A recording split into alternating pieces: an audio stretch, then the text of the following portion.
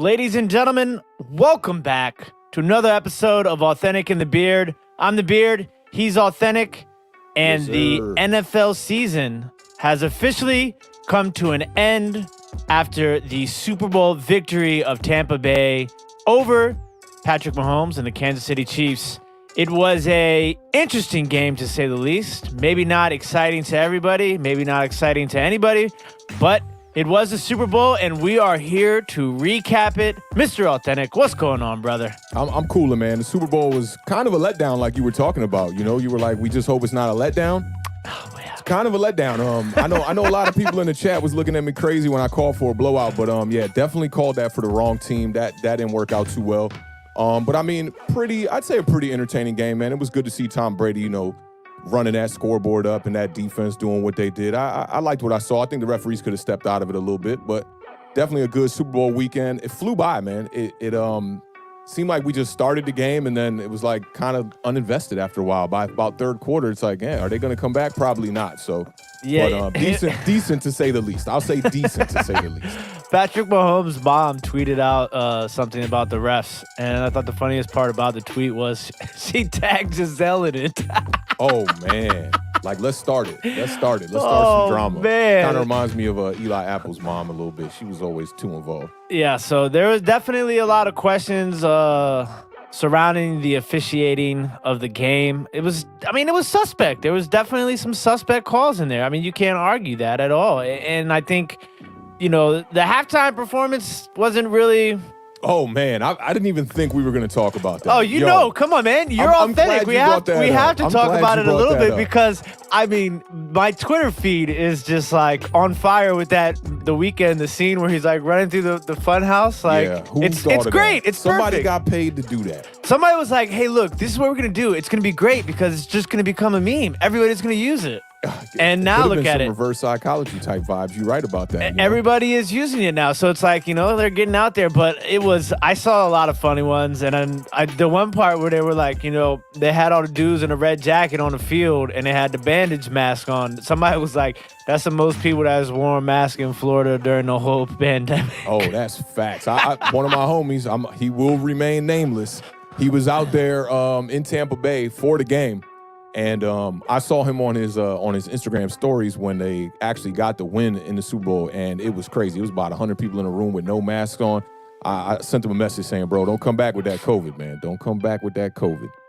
It was crazy. It was insane. It definitely was. And I tell you what, as far as the memes go, the one that was saying this is how the defensive line was coming after Patrick Mahomes or something like that. That was a really good one too. It was super funny. So give everybody the authentic review of the weekend halftime show.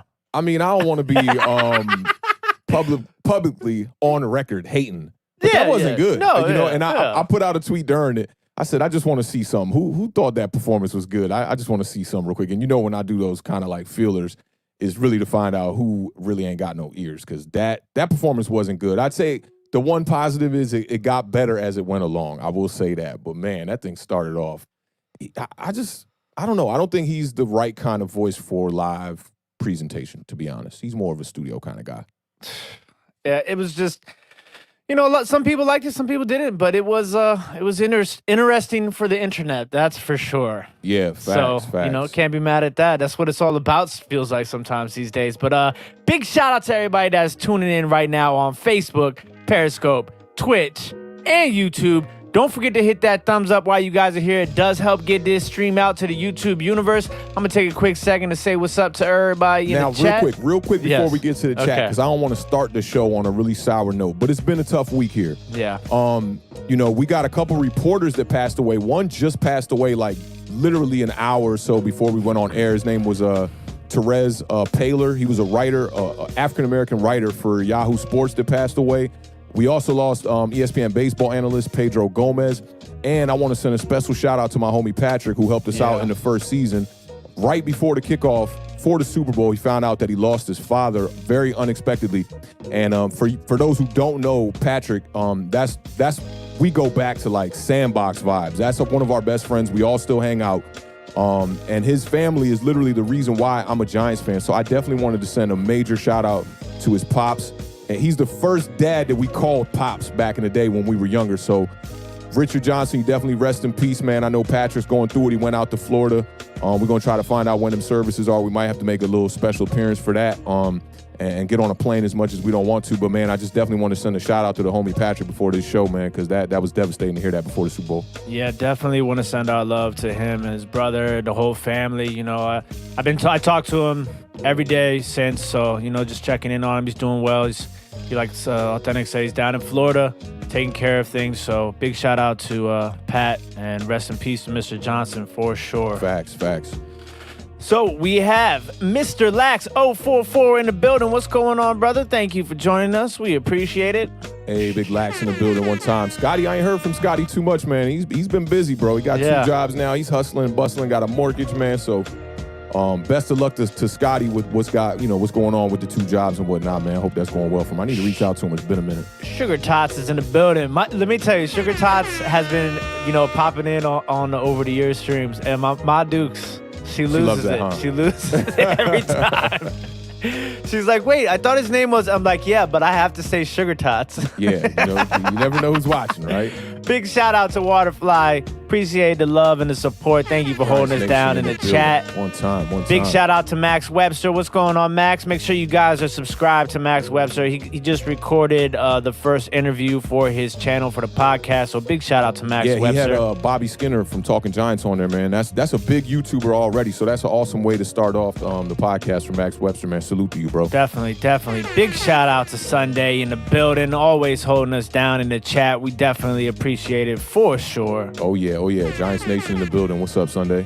Thank you for joining us. As always, we really do appreciate it.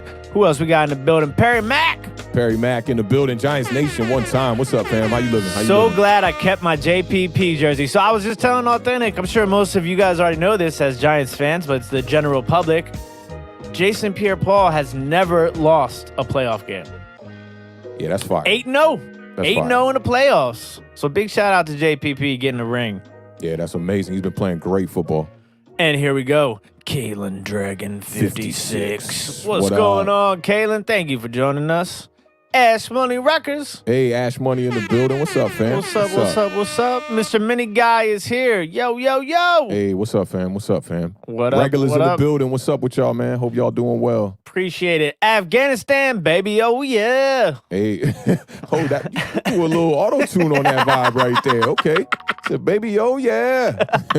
I felt like that's how I read. You know what I'm saying? Yeah, like, that's what's up, man. Sometimes I get my Anchorman on when it comes to this stuff. Oh, yeah, definitely. Don't want to mess up the teleprompter. What's going on, Sabrina? How you doing? Thank you for joining us. There's somebody I missed in the RIP shout-outs, too, man. Marty Schottenheimer passed away, yeah. too, man. That's a legendary coach, man. I don't know if you heard what happened, but the Washington Post put out a story on it and had the most disrespectful title of the story, and the bite back was critical. People were going crazy. How could you do that on somebody when they passed away? So they had to bring it down, retitle it, apologize, and all that. They were like, Marty Schottenheimer, NFL head coach whose teams dwindle in the playoffs, has passed away. That's crazy. I mean, you can't forget, man. Remember, he got fired after that 14-2 season. I mean, Schottenheimer, he just didn't get the chance for real, I feel like. But he was a great coach, man. You know how many losing seasons he had in his career? I'm going to say 2. Two losing seasons in his entire career. So, I mean, he did it for multiple franchises too, So it's just people forget about his time in Cleveland. He was, a big part of the Cleveland Browns, when the Cleveland Browns were actually, up until now, were pretty successful to a certain degree. So a big shout out to Marty Schottenheimer, passed away. Big facts. RIP. And then Roman in the building with the Daniel Jones mugshot. What's going on? Giants Nation in the building. Hey, Daniel Jones was named the Giants' most improved player by PFF today, man. I thought that was pretty interesting. Hoping for him to come in the next season and have a great year, man. It's about time. That is very interesting. Yeah. They credited to how he didn't turn the ball over a lot this year. I guess so. I mean, who else would you have given it to? I know. Maybe Wayne Gallman. Yeah. That's about it. Yeah, that's defensively a lot of new pieces, so I mean, can't really get him most improved, I feel like. How many games did Leonard Williams play He played in all but one, I think. He played. But last year. Oh, last year, that was. You guys traded for him like what, mid-season, right? Yeah, early mid-season though. I think I want to say because the deadline was week 7. I want to say so it was before that for sure. Got it. Yeah. Stan Jones. KCO line was 5 bowling pins. Facts. You know, we saw ex-Giant Mike Remmers on that line. He was struggling. I wish y'all could have seen Awthentic's reaction when they put up the starting line. It was ridiculous. On the board. And he was like he literally got up out of his seat. It was like, Mike Remmers. Yeah. I was like, Mike at left tackle? Not right tackle, at left tackle. That's ridiculous. Oh yeah, that was a classic reaction for sure. What's going on, JD Davis in the building? Hey, Thank you for joining us. We appreciate it for sure. My man, Bluegrass Picker. Hey, Anthony in the building. What's up, fam? Tough loss for your Kansas City Chiefs, man. But I know definitely a tough. You guys don't have, you'll be back. Yeah, when you go to the Super Bowl as a fan, you kind of playing with house money, especially Kansas City just winning one. Not the worst of the worst, so you'll live to see another day, and I know we'll see Patrick Mahomes back in his same position. Yeah, and I thought he said something really interesting at the end, at some point in time during the interview process after the Super Bowl, he was like, this isn't just going to motivate me for next season. This is going to motivate me for the rest of my career. Yeah, and I thought that was a really interesting, quote and something that I think is super important, and I think that. You use that as motivation because Patrick Mahomes has only lost 2 times in the playoffs, both times to Tom Brady. Yeah. So, yeah, similar fashion too. Like when they lost to New England, they were struggling right out the gate. You kind of saw it. Big shout out to Nick DeWick in the building. What's going on, Nick? Thank you for joining Giants us. Nation in the building. What's up, Nick? Sebastian. Hey, Sac Passe. What's going on, I saw brother? him say that JPP representing for all them Zoes. You already know. Yes, sir. Haitians in the building. Julissa is here. What's going on, Julissa? Hey, Julissa, Thank you for joining us. Haven't seen you in a minute. Haven't seen you in a minute. Got to come by and check y'all out. Carlos, what's going on? Los is in the building. What's up, brother? He's got a patent on that Vanilla Vic. What's up, Carlos? How you living, bro? Hope you're doing well, my man. My man, Chris, Thrift BCQ, checking in from Canada. What's going on, brother? Hey, Hope what's all up, is fam? well. Definitely appreciate you stopping by as always. Big Deezy in the building. What's going on? DZ commented on the last joint. He was saying, y'all picked a close game. But I was trying to tell him, I say, I called the blowout, but I called it for the Chiefs, man. Wrong one. But, hey, salute to them Bucks, man. I see you in the chat saying y'all might go back-to-back. We gonna get into that, but I'm not doubting you on that for sure. Chris Stops, Porzingis. Hey, Porzingis in the building. In the building. What's going on? Time. Scotty Boone's been working hard, man. Yeah, man. He double time right now as far as the jobs go, man. So the podcast thing's real tough for him, man. But my man Nate is in the building. Nate Talks Giants. Make sure y'all go sub up, Nate. I know everybody in here already know Nate. But I'm waiting on some more draft videos, Nate. Link me, man. Link me. I got to get hit, man. I've been kind of loafing on my studying on what's going on with the draft right now, man. But I know them Giants better take a wide receiver. I know that. Big shout out to the homie Calvin. What's going on, Calvin? Hey, what's up, Calvin? Appreciate the $10 super chat. Says NBA side note, load up on those LaMelo balls. He's the one. You said them LaMelo balls. He did put that though. That's funny. Pause That's the teleprompter. Hey, but look, that is the teleprompter right there, yo. I'm gonna tell you though, man. Look, Calvin been on LaMelo like for the last 4 months. He been just telling me like, yo. Like he's been like, and Calvin Calvin flips a lot of everything, He's a reseller like me. Big shout out to Calvin. Yeah, I saw man. Calvin on Tracy and Tommy's channel a couple months back when he was doing an interview there. And he's been hyping LaMelo up, and he's a faithful LaMelo guy. I mean, he every game LaMelo play, he like, yo man, you gotta check him out. You gotta check him out. Oh, So you gotta appreciate the people that say something and then ride with it the whole way Bro, through. LaMelo got clips literally shooting beyond the half court line like it's NBA 2K21. Like straight. That's the only place I see people make those kind of shots is on NBA 2K21. He's literally pulling up from behind half court on some of his highlights coming into the league.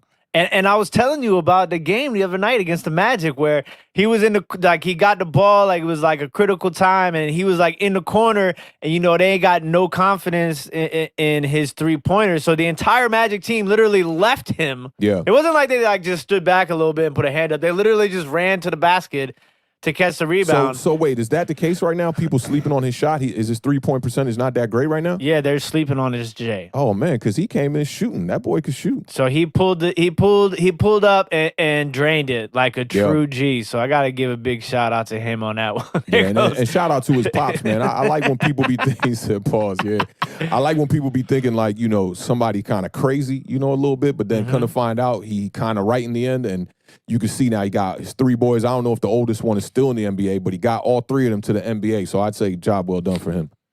And then big shout out to the homie Los. We appreciate it. He says for the $25 super chat says, yo, this is for all Carlos. those prop bets I won. I'm glad somebody won some prop bets. Yeah. Because I'm going to be honest with y'all, man.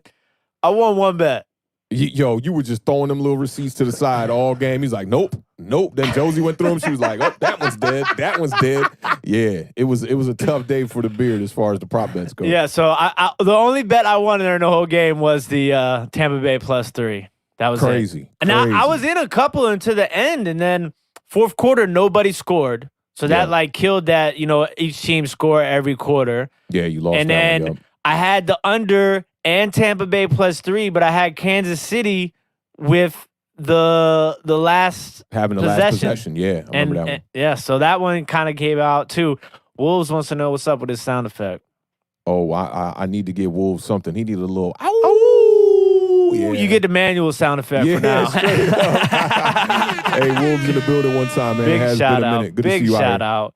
So let's talk about the game a little bit, ladies and gentlemen. Oh, I cooked up a new track for this too. Oh yeah, I cooked up a new track. Anytime for this Awthentik intro. say you cooked up a new track, I get excited. Yeah, I cooked up a new one for this one, man. This joint came out all right too. But yeah, let's get to this game, man. How much do I let play before I start to talk about it? I gotta I gotta feel out the beat drop and everything. It's up to you. So, it's up to you. The final score of the Super Bowl. I almost started rapping that just now. I was almost about ready to just start rapping. Yo, so Tampa Bay. Even 30 right there, you saw he was about to rap. You was like, yo. I mean, the beat got me like that just now. I told you this joint Tampa might be Bay, a banger. 31, Kansas City, 9. Tom Brady, 3 touchdowns, no receivers, over 100 yards for the Tampa Bay Buccaneers. Yeah. Patrick Mahomes on the other side of the ball, 2 interceptions, 0 touchdowns. This game, it was as bad as the score says. Patrick Mahomes was running for his life the entire game. Facts. His injury definitely came back in that game, and we talked about it briefly on the preview show. And it showed. It was everything that could have gone wrong for Kansas City went wrong. Everything that needed to go right for Tampa Bay went right. Like, literally, it was just, that's all you can really say about that situation, because it literally was that. And even, what the first thing to me was, I think that I saw that really had me like, okay, this game looks like it might go Tampa Bay's way, was the punting. Yeah. So like that punter, he was struggling. He muffed the one joint, off the snap. Then when they called it back or whatever, they had a penalty that brought it back. When he punted it like 20 yards. Yeah. So like when things like that start to happen for a team, it kind of you just see a snowball effect. Players are dropping passes. Penalties, obviously we'll talk about a lot of those penalties that didn't necessarily need to happen or be called, but Awthentik, what's the clipboard say about the Super Bowl? The clipboard's got a lot on here. I got to flip these prop bets. We'll go over that later. But, I thought that the Kansas City Chiefs had a good chance there in the beginning, man, because the Bucs started off the first quarter with 2 punts. It gives you an opportunity to get up on that scoreboard early, which is what I thought they needed to do. They didn't take advantage of that window of opportunity, but big salute to Bruce Arians and Todd Bowles, man. They definitely called a perfect game here. Patrick Mahomes, listen to this, man. He was pressured 24 times. Tom Brady was pressured 5 times. 24 times in the Super Bowl is the most ever. Yep. So I thought the first half definitely didn't go according to schedule for the Chiefs. And I thought they could have, saw themselves in the game, but they watched the Bucs go and do the same thing they did against, I want to say that was the Packers when Scotty Miller got the fade route late. Yep. The same thing happens in this game. I forget who it was that caught the ball, but right before the half, and Bruce, not Bruce Arians, but Andy Reid, he's got a moment of like Pat Shurmur where he doesn't even know how to manage the clock on 3rd and 2. he calls the timeout, and then that's when Tom Brady and them go for that fade route. And to me, that was one of the first game-changing plays in the game. You know what I'm saying? Like, you know, I want to say it was just a 2-score game at that point. That pushed it to a 3-score lead, or I can't remember exactly. But, you know, that really is when I felt like the game was starting to get out of hand. You know, and I think Tom Brady, man, you know, he proved all the doubters wrong in this game, man. Like, you know, all the people who were saying, you know, he needed Bill Belichick to do what he does. I think he put the naysayers to bed here, man, you know, and all that talk. You know, anybody who thought Tom Brady wasn't a GOAT before this, I don't know what to tell you. You know, like after this, I think he's proved everybody wrong in this one. I saw Fisk Vegas put out a video either today or yesterday, and Fisk was saying Tom Brady is the best quarterback in football right now, period. You know, forget Patrick Mahomes, forget Aaron Rodgers, and you got to look. He beat both those quarterbacks and Drew Brees on his way to another Super Bowl, to his 7th Super Bowl here. And Washington was no slouch. I know Washington's offense wasn't their power, you know, but they were a top 5 defense pretty much for the whole year. They were the number 1 pass defense for the whole year. Saints had the number 1 defense for a while there too, you know, until the Rams took over that late in the year. Tom Brady goes and beats both those teams and then beats arguably the 2 best offenses in the NFL. How many? You said he scored over 30 points on all of these games, right? Yep. I have it right here. The Buccaneers are the first team in NFL history to score 30 or more points in 4 different games during a single postseason run. Yeah, I mean, and Tom Brady plays a flawless game here, you know, and the numbers kind of were very skewed. This game didn't go the way I thought it was going to go. You know, Mike Evans with the 1 catch for 31 yards. Chris Godwin had 2 catches for 9 yards. You know, but Tom Brady, it's almost like it was a spit in the face to Bill Belichick because he went straight for Gronkowski. Yeah. It just and this is the thing too, is I wanted to touch on it because you mentioned it about the naysayers.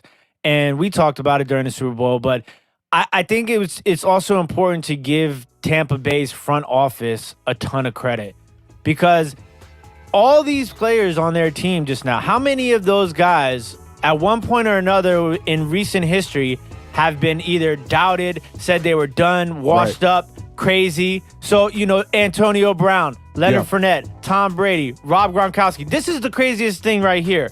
So, of all the points that was scored, every single point scored by the Tampa Bay Buccaneers was scored by someone who wasn't even on the team 11 months ago. Yeah. So I got to cross that one out because I had that one too. It's crazy. Yeah. And it goes to show you the adjustment that they made. You know, I heard Skip Bayless and Shannon talking about this morning, right? And they talked about that the pressure was really on the Chiefs because they won the first matchup, right? So when you win a matchup, you don't go back to the drawing board and try to figure out how we're going to beat them again. You looking at it like, oh, we got the formula. We got the recipe to be able to beat the Tampa Bay Bucks. The Bucks are going back to the drawing board thinking, man, how do we not let that happen again? In a game where Tyreek Hill literally went off for over 230, 40 yards in that game, in the first game, you know, you thinking, how do we stop him? You know, and that was it's crazy, man. I wanted to pick the Bucks all week, bro. I did too. We went back and forth about it. We talked about it before we went live. 100. I'll keep it 1,000 on that. I wanted to pick the Bucks, but the one factor that put me over the top to pick the Chiefs was the way the last game went. I did all my notes for that last game, and I was literally going to pick the Bucks. I thought I was leaning towards the Bucks, and when I saw those Tyreek Hill numbers, I'm like, there's no way I could pick the Bucks in this game. How are they going to go from stopping a guy from getting 240 plus yards or whatever it was to then shutting Tyreek Hill down? I mean, 7 for 73. A lot of that came in the fourth quarter. Patrick Mahomes had like 40 passing yards in the third quarter. It was at one point. I want to see like at halftime he only had like 80 yards passing or something like that. I don't even think it was that much. You know, so Tyreek Hill, Travis Kelce, both their numbers look pretty decent, and you would think that these were winning numbers for them to be able to see a victory here. 10 catches, 133 yards for Travis Kelce. Tyreek Hill with 7 for 73. That's normal business. But things just seem kind of out of sync for them all day. You know, Patrick Mahomes had the overthrow to Mecole Hardman early on in the first half. Travis Kelce had that big third down drop that I thought was like one of their last windows for real. There was a bunch of drops. You know, Tyreek Hill had the drop that hit him in the face mask deep down the field, but Darrell Williams, the one where Mahomes did the crazy, like, oh my okay, God, first he's of like all, laying down. Patrick Mahomes has the greatest incompletions of all time in the that same game. Yeah, both those were crazy. And the one where it literally went right off the face mask of Darrell Williams on the goal line. That was the 4th down play, I want to say. Yeah. And it's just the other one he just missed. I don't know if it was Mecole Hardman or Robinson. Oh, the one where he was on the sideline and he did a 360 getting wrapped around. And then the one that he threw where Darrell Williams dropped off the face mask, he was literally like parallel with the ground. It's the kind of throw that when you see that live, you be like, oh, he got it off, right? But then when they show it to you in slow motion, you see a knee hit the ground for the most part. And on that one, he was literally like laying down. He was doing Michael Jackson Thriller vibes, leaning forward pretty much, made the throw. The one thing, I hate to say this, right? And I heard Fitz talking about this too. Like, people want to give Patrick Mahomes the pass and, say the offensive line, blah, blah, blah, blah, blah, blah, blah. It reminded me of Lamar Jackson. It reminded me of a guy who, like, you can clearly see is trying harder than most of the players on the team. Travis Kelce was out there trying his best, I feel like. You could see him, his hands weren't sure, but he was doing double takes to reassure that he would make those catches, especially after the drops. So it just reminded me of Lamar Jackson in the playoff game, not this year, but the one last year that he lost to the Titans, where it was like he was just trying everything. They go down 2 scores, and he's literally the only playmaker. I remember we were sitting upstairs watching that game with Frank, and I was like, man, that kid's going to be back. I promise you he'll be back.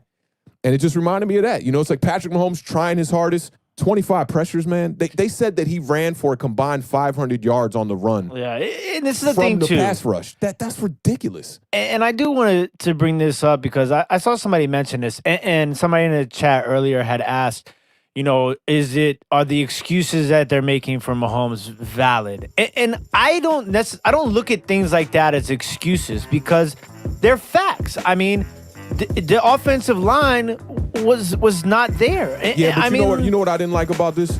They brought up him having 2 offensive line, both his tackles missing all week. Mm-hmm. That dude had been hurt since like week 6. Yeah, like that's a different story. But so really, you talking about just missing a left tackle? Yeah, but what happened is because of the left tackle that was missing, in essence, it affected 3 positions on the line of scrimmage because they had to rotate 3 guys into different positions to make this. Had starters. But still had starters out there. Yes, but I think that's an excuse. I ain't gonna lie. Well, see, for me, I don't think it's an excuse. I guess it depends on the way that you're using it in the context. This is why I say it's an excuse, right? You remember how Lamar Jackson's offensive line was depleted, right? That's the point I was going to get to, was that, like... They weren't saying that when the game was over? That's the point I was eventually trying to get to, is that, like, if you're going to say these things about Patrick Mahomes, you have to give the same sort of,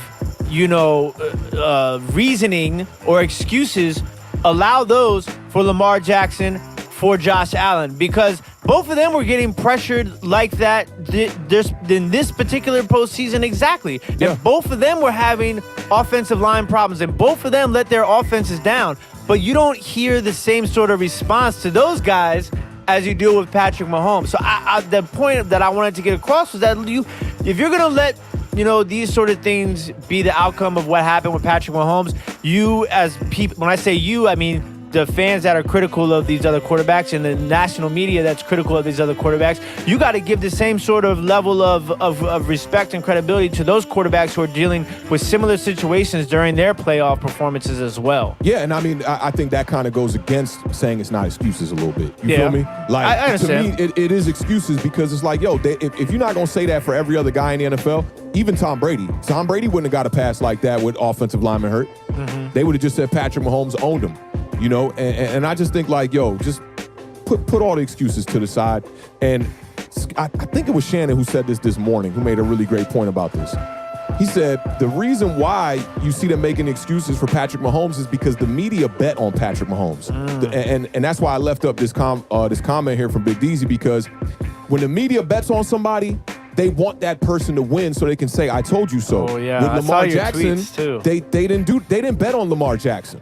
You feel me? They bet on Josh Allen. That's why they're going to make up excuses for him. But Lamar Jackson, they didn't bet on him. So media's going to be like, you know what? Lamar Jackson failed in the long run, which in reality, that's not the case. I mean, I think you got to find some middle ground with both of these, because you could clearly see that Patrick Mahomes was trying his best out there, but it wasn't enough. And another thing that I didn't like that I saw a lot of was a lot of people saying, like, oh, you see, this is why you need offensive line. It don't matter how good your quarterback is. I saw people saying, using this in reference to the Deshaun Watson trade, you're still going to need people to block for him and blah, blah, blah, blah, blah, blah, blah. It's one game. Yeah, it's one It's game. the biggest game, but it's one game. And you have to think about it like this. It's like for every situation, you're going to be able to find, a way to correlate that result with, it's like an action reaction with your particular team or another particular team situation. Because like you can kind of go back to the weapons, right? You know how we've been talking about a lot this season about how you need to have weapons, right? Yeah. And yes, at points during the season, some of these other secondary players have stepped up for the Kansas City Chiefs. When even though Kelsey and Hill had statistically, good games, but a lot of that came, like you said, fourth quarter and in time like that, okay? But a lot of the problem is that if you look at the previous games with Patrick Mahomes and the Chiefs, whenever Patrick Mahomes is under pressure, he uses Travis Kelce and Tyreek Hill as, a security blanket. He'll not necessarily like blindly, but like he goes to them in those situations. And in this game, particularly with the way that the defense was set up for Tampa Bay, they were taking Tyreek Hill out of the game on the long ball with the two safeties. And we knew that was going to be the case. They were playing 30 yards off the ball, and that was the way to do it. But I still didn't think that was going to stop him. Yeah, and I don't think anybody really did. I thought that they would find a way to counteract that. And I think that they thought that they were going to get more from their role players, but their role players didn't show up. I mean, this is what it was. Patrick Mahomes was 5 of 15 for 17 yards, throwing to Darrell Williams, Byron Pringle, and Mecole Hardman. So, you're in these sort of situations, like you got to think about it like it's almost like similar to basketball. Like if I'm going to take away your number one scorer, right? I'm going to make number 2 and 3. They're going to have to step up and drop some buckets. It's the same sort of situation here with football. But that's what the Bucs took advantage of, and that's why Gronkowski had the biggest game of their whole wide receiving corps, because when Mike Evans was shut out, when Chris Godwin was shut out, they went to Gronk, and they found a scheme to go to Gronk. Tom Brady talked about how they had worked on this in practice that week. It's very difficult too, because and I feel like a lot of people are you're kind of taking away from what Tampa Bay did defensively by using the excuse of the offensive line.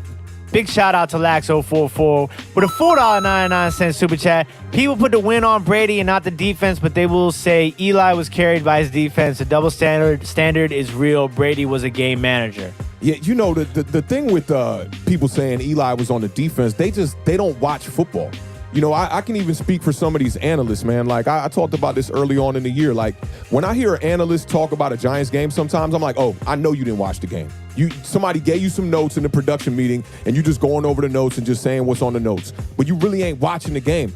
Anybody who watched that playoff run from Eli Manning, both of them, that those playoff runs were Eli Manning. Yeah, the defense was shutting people out, but I even think that the Giants' defensive performance in the 2007 Super Bowl was nowhere near what the Bucs did to Patrick Mahomes. I think the odds were greater. This offense, granted, that offense did have Randy Moss, who was the touchdown leader, and Tom Brady, right? Yeah. But this offense is just more well-rounded. This is a powerful offense here. And, I just feel like this was a bigger feat. Like, I think it was one of the best defensive Super Bowl performances of all time. Yeah. I put it right up there with that Ravens one against the Giants, too. They shut us out in that Super Bowl. I don't know if you remember that one. That was pretty much a blowout. But there was a touchdown on the board at least. They shut down Patrick Mahomes to 3 field goals. Yeah, I mean, I have a whole slew of the crazy Patrick Mahomes, situations. It's the first time in his career that the Chiefs have never scored a touchdown in a game.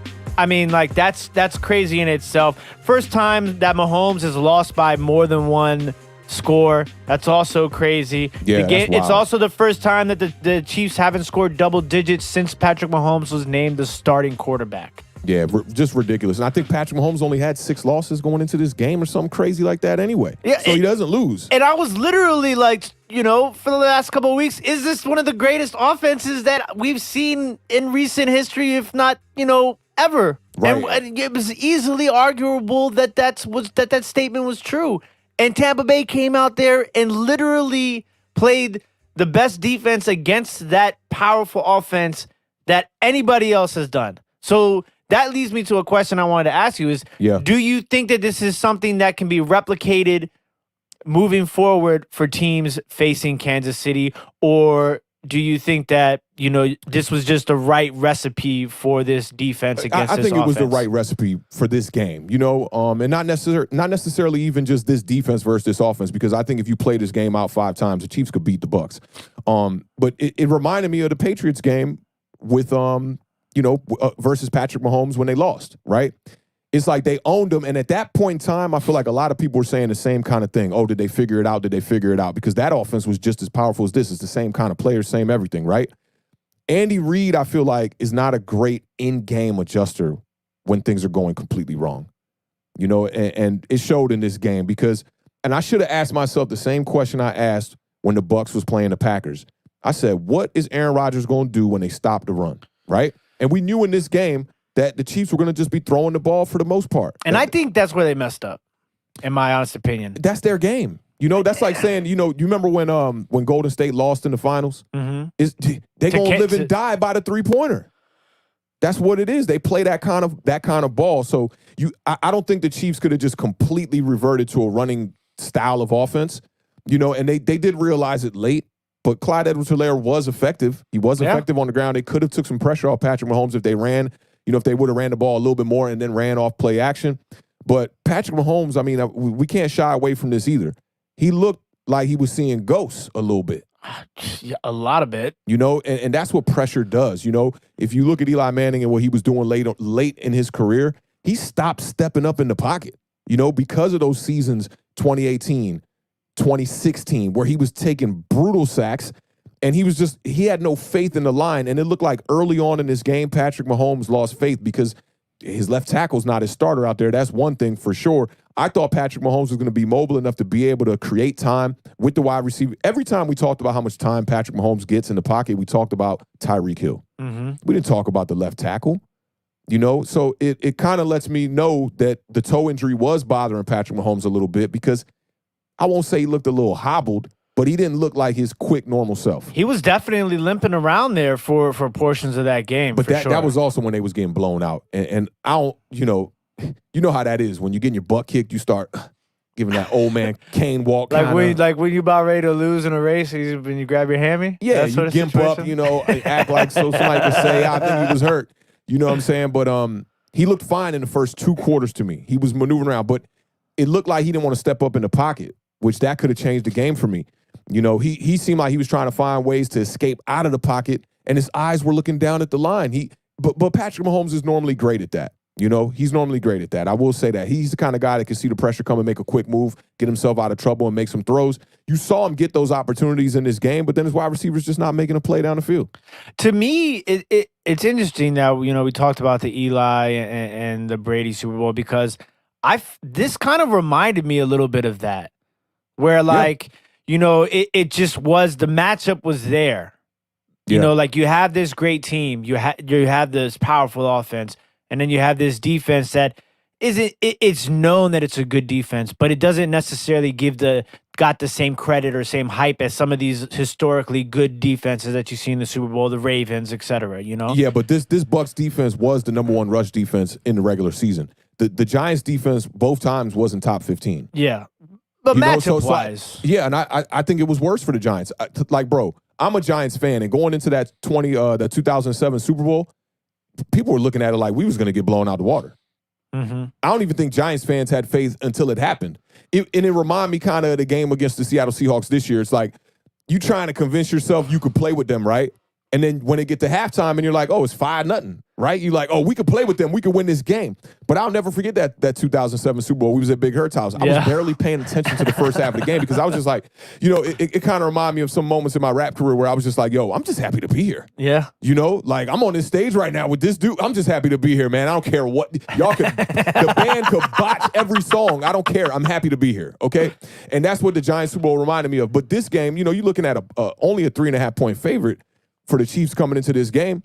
And I saw, I think it was either Perry Mack or Big DZ saying, it didn't stop them from favoring the Chiefs in this game and from everybody picking them still with the offensive line woes, So I just think that this matchup was a little more even, You got a guy in Tom Brady who's 6-time Super Bowl winner going into this game. Whereas they were looking at Eli Manning like, yo, this a lucky run. Well, see, yeah, and I totally 100% agree with you on there. When I'm referring to, I think more so is just the recipe of the matchup. So, like, like the Giants had the components on that defense that they needed to have to get to Tom Brady. I think that's in hindsight. You think, yeah. Even though we played them week 17, because that's what Giants fans will tell you this, because we know this and we feel this in our heart for sure. Week 17, we played the Patriots. We was down by like 7 points throughout the whole game. It was a high-scoring game. It ended up being like 37-27 in the end, but it was a really close game. Mm-hmm. And they put pressure on Tom Brady. But we know pressure bust pipes all the time. That the Giants could go in there and duplicate it. I don't think people thought that was going to happen until it happened. You feel me? I give you that. And with this team, with the Bucs team, they knew that they were going to be able to stop the run, but the major question was, could they stop the pass? I think Kansas City's defense also came into this game a little bit overhyped because they were playing well in the playoffs. But we talked about one of the corners for the Bucs also giving up the 6th most yards of any defender in the league. What's his name? Bunting. He had a record that he tied with 3 straight interceptions in the playoffs. So that was looking good too, and I was a little bit worried about that as well. But I think this game went the way my gut thought it was going to go. Yeah, big shout out to Robert L. Go Chiefs, Chiefs Kingdom for life. $2 super chat. We appreciate it, Robert. Like I told Anthony, you guys got a squad, so you'll be back. It's not the end of the world, but all right, you want to tell? I forgot one crazy stat. I got to throw it out there. Yeah. The coin toss. Oh, yeah. You saw that? Nah, I didn't see it yet. So it's the Chiefs won the coin toss. So that means 7 straight Super Bowls where the team that won the coin toss lost the Super Bowl. Wow, that's crazy. And they opted to defer, too, so they gave the Bucs the ball first. Yeah. And this other thing, too, you have to think about this. Like, when you really look at the box score and the stats, right? Yeah. And Tom Brady and the offense, it was very methodical. It wasn't a lot of, nobody had over 100 yards. Like it was very spread out.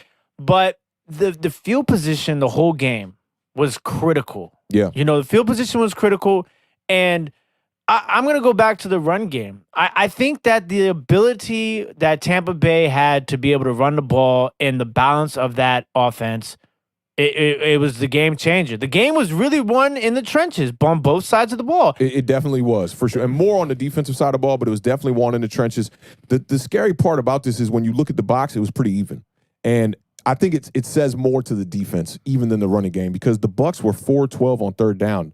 The Chiefs were 3-13. So third down, they were both awful. And I don't think I remember we were like shocked at their third down conversions because I don't think they converted a third down until the fourth quarter. Yeah, the Chiefs started off 0 of 8 on third down. And then the Bucs had 8 first downs from penalties. That right there, come on, yo. 8 first downs off of penalties. One of them being that major one actually was the fade route wasn't caught before the half. I'm mistaken. It was a penalty. It was on a penalty on that, and I talked to Bad Dog about this on Twitter real quickly. That was not pass interference. No, that was incidental contact. Yeah, because when you watch the play initially, you're like, oh, pass interference, because it looks like he basically tackled him. Yeah. But when they showed the replay, you clearly saw that their feet got tangled up.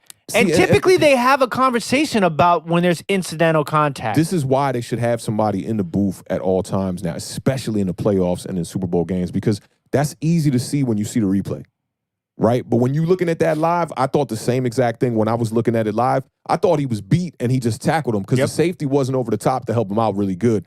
So I thought he was beat.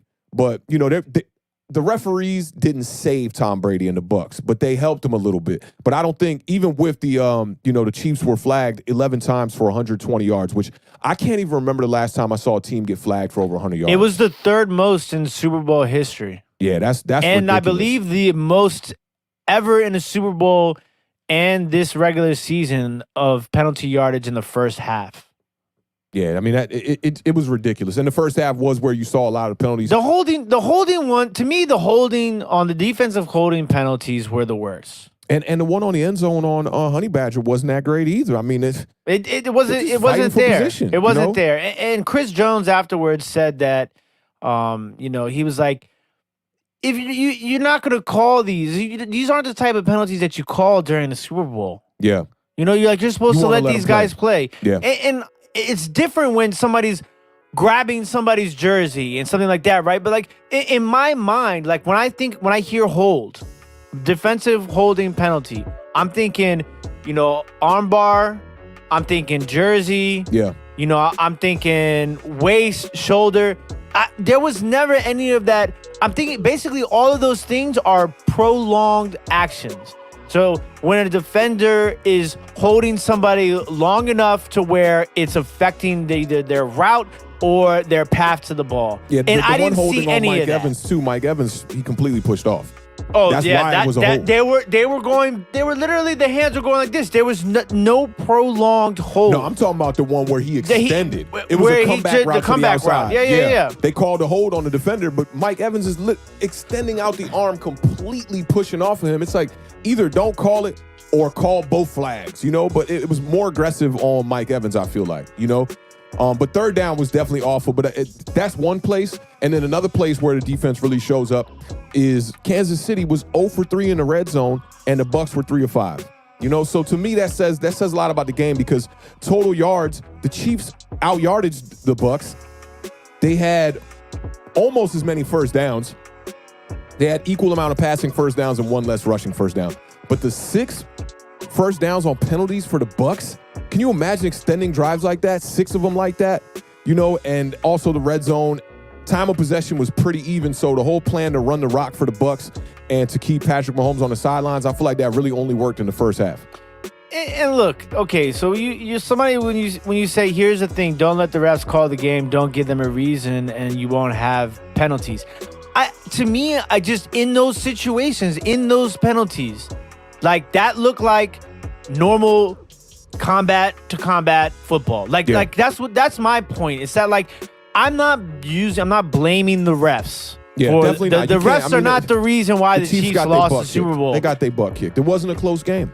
It's just that, but I still think that it is something that needs to be addressed, and I think they need to have, it's just there needs to be a line. Like you saw, what a hold is. Like those just didn't look like holds to me. Like maybe I wouldn't have been as upset if they called it a pass interference as opposed to a hold. Yeah. But like to call it a hold, to me, there has to be that prolonged I didn't like the calls. I didn't like the calls. But, at the end of the day, we can't say that that's the reason why they lost. It's not like, Drew Brees and the Saints or nothing like that where the call actually is costing them the game. They never got into this game. The Chiefs' offense never got rolled. I mean, the 3 field goals shows it. And the one part that I will credit to the running game that you were saying is they doubled them in running attempts. The Chiefs only had 17 attempts. The Bucs had 33. So and how many of those attempts were Patrick Mahomes? I'm not too sure. Let me see. I do got the box, though. I could tell you. Because I think Clyde Edwards had 9 carries, and Darrell Williams probably had 2 carries. So that's 11. And then, you probably had a jet sweep for Tariq and a jet sweep for McCole. He had 1 carry. Patrick Mahomes had 5 for 33. So, yeah, he had a good, decent amount of carries for sure. Only 9 from your lead running back, and he was averaging 7.1 yards a carry. To me, like I this is the thing. It's like, okay, if you're gonna be like the offensive line, right? The offensive line wasn't there; they were banged up. Then run the ball. We talked about it on the previous show.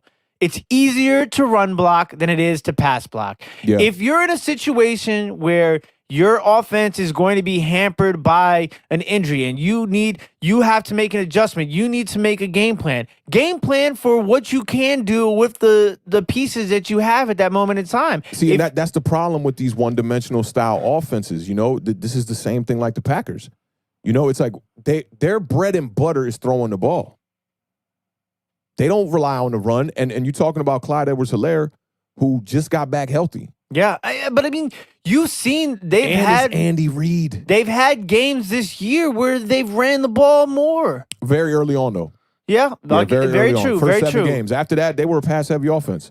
But for him to throw it 49 times, I don't think it would have got that out of hand if they weren't losing by so much. They didn't capitalize when they were in the red zone. It's true. It's just and that was the theme. We talked about it a couple of times. That was the theme throughout most of this postseason. was the difference between the offenses and defenses in the red zone. Yeah. And I think you talked about on a few episodes back about the Chiefs being one of the worst red zone teams. And I was combating that by saying, but they score the most 20-plus yard touchdowns. Mm-hmm. They were second in the league, actually. But, it seemed like once they got down to the red zone, the field shrunk. They really didn't know what to do, and they didn't rely. Maybe they should have relied on the running game a lot more when they got in the red zone, because you're just seeing pass after pass being missed and incompletions all over the place. Patrick Mahomes running for his life. The recipe didn't seem right, and there was no halftime adjustment. No, and I gotta just say, like, that. Andy Reid calling that timeout on 3rd and 2 at the end of the half. That comes back to bite them, because now you're looking at the spread of the scores so much farther. You got to come out in the third quarter, and you're not going to rely on the running game. You know how I like to say 17 points, you can't rely on the running game. So you got to throw the ball, and you literally spot them 7 on major pass interference. And I think most of the people that were watching that game were like, okay, they're going to come out at halftime. They're going to get the ball. They're going to march down the field. They're going to score a touchdown. Brady threw 3 picks in the second half last week. So, but the momentum never changed. It never changed. It never changed. It was just everything, like I started off the show, everything that Tampa Bay needed to do in this game to win this game, they did. Everything that could have possibly gone wrong for Kansas City went wrong, and they lost the game. That's it. Yeah, that's pretty much it. And the Bucs played a perfect game. It's kind of crazy. Perfect balance. I remember before all the kneel outs and stuff like that was happening, like, they had 28 rushes, 28 passes. It's perfect balance, man. It's just perfect balance, man. That's how you win games. We kind of should have known this, because the Bucs have showed you throughout the playoffs that they know how to win in different fashions. The Chiefs, they were squeaking by, and I think people regained confidence as they won games squeaking by in the playoffs. They'll get it together. They'll put up the points. But it just didn't happen in this game, It just never happened for Patrick Mahomes in this game, and you could tell he was trying his heart out. But it just never really came to fruition there, man. And I see Big D's. You want to highlight that comment right there. He says, actually it's Stephen Lilly, my bad. He says, Bad Dog said it best when he says, never bet against Brady. And I knew it. I said. He said it. I said, look, I never bet against Tom Brady. I never bet against Patrick Mahomes. That's why I took Tampa Bay +3, because I felt like I wasn't really betting against either one of them. But I did think that Patrick Mahomes, I thought that Kansas City was going to win the game. But I now know, listen, you can't. If Tom Brady makes it to the Super Bowl again next year, I'm not going to bet against them. I don't care who they're playing. I don't know, man. There's going to be a whole season to play out, to really figure it out, because the Chiefs, they definitely didn't come into these playoffs hot. That's the one thing. It kind of reminded me of Seattle. Everybody, first 8 games of the year, front runners. Seattle Seahawks was a favorite for the Super Bowl pick in the first 8 games, the way Russell Wilson came out there balling. You get to about week 15, week 14, people got no hope in the Seahawks, and that's why I ended up picking the Rams to upset them too. Wanted to give send some love to AJ's way. I know his grandmother just passed away, so just wanted to let you know our thoughts are with you, brother. Oh, that's unfortunate, bro. I didn't even hear that, man, but salute to you, AJ, man. Prayers up for the fam, man. So we're gonna see. I'd like the way Tom Brady at the end of that post-game press conference. That's a tongue twister. Post-game press conference, where he was like, "Yeah, what do you mean? We're coming back? Oh yeah, of course we're coming back." Up. Look, they're gonna have that entire team is, as far as I know, they don't have any sort of like somebody's up, contracts up. Chris Godwin. Chris Godwin. Okay. You're the only one. Yep. Scotty Miller, no targets in this game. I thought that was interesting. And I think that if say they do lose Godwin to free agency, I think they'll be fine. I think Tyler Johnson, I've talked high about him. I think you can scoot Tyler Johnson into that role and they'll be fine. Yeah, you probably want to get some depth. He is still very young. Yeah, add some depth. I think you'll see if Chris Godwin, because the good thing about Chris Godwin is Chris Godwin can play inside and outside. Yeah. So I think maybe if you'll have to add some depth for sure, but I think you can put. Oh yeah, Shaq Barrett. That's another big name on that defense. Oh, is he on? So okay, so they're gonna have to do some things, but I think I forgot about Shaq Barrett being a free agent too. But for most part, I think they'll be okay. I think they'll be back, and they're gonna have a whole off season now. Like hopefully, without COVID restrictions. But at this point, who knows? been saying hopefully for over a year. I know. We'll see. So you want to take a quick look at some of those? Not yet. I don't want. Okay. Before we get to those bets, there's a couple things. One major thing I really wanted to bring up was how you were talking about the 4 people who got the touchdowns in this game were all not on the roster last year.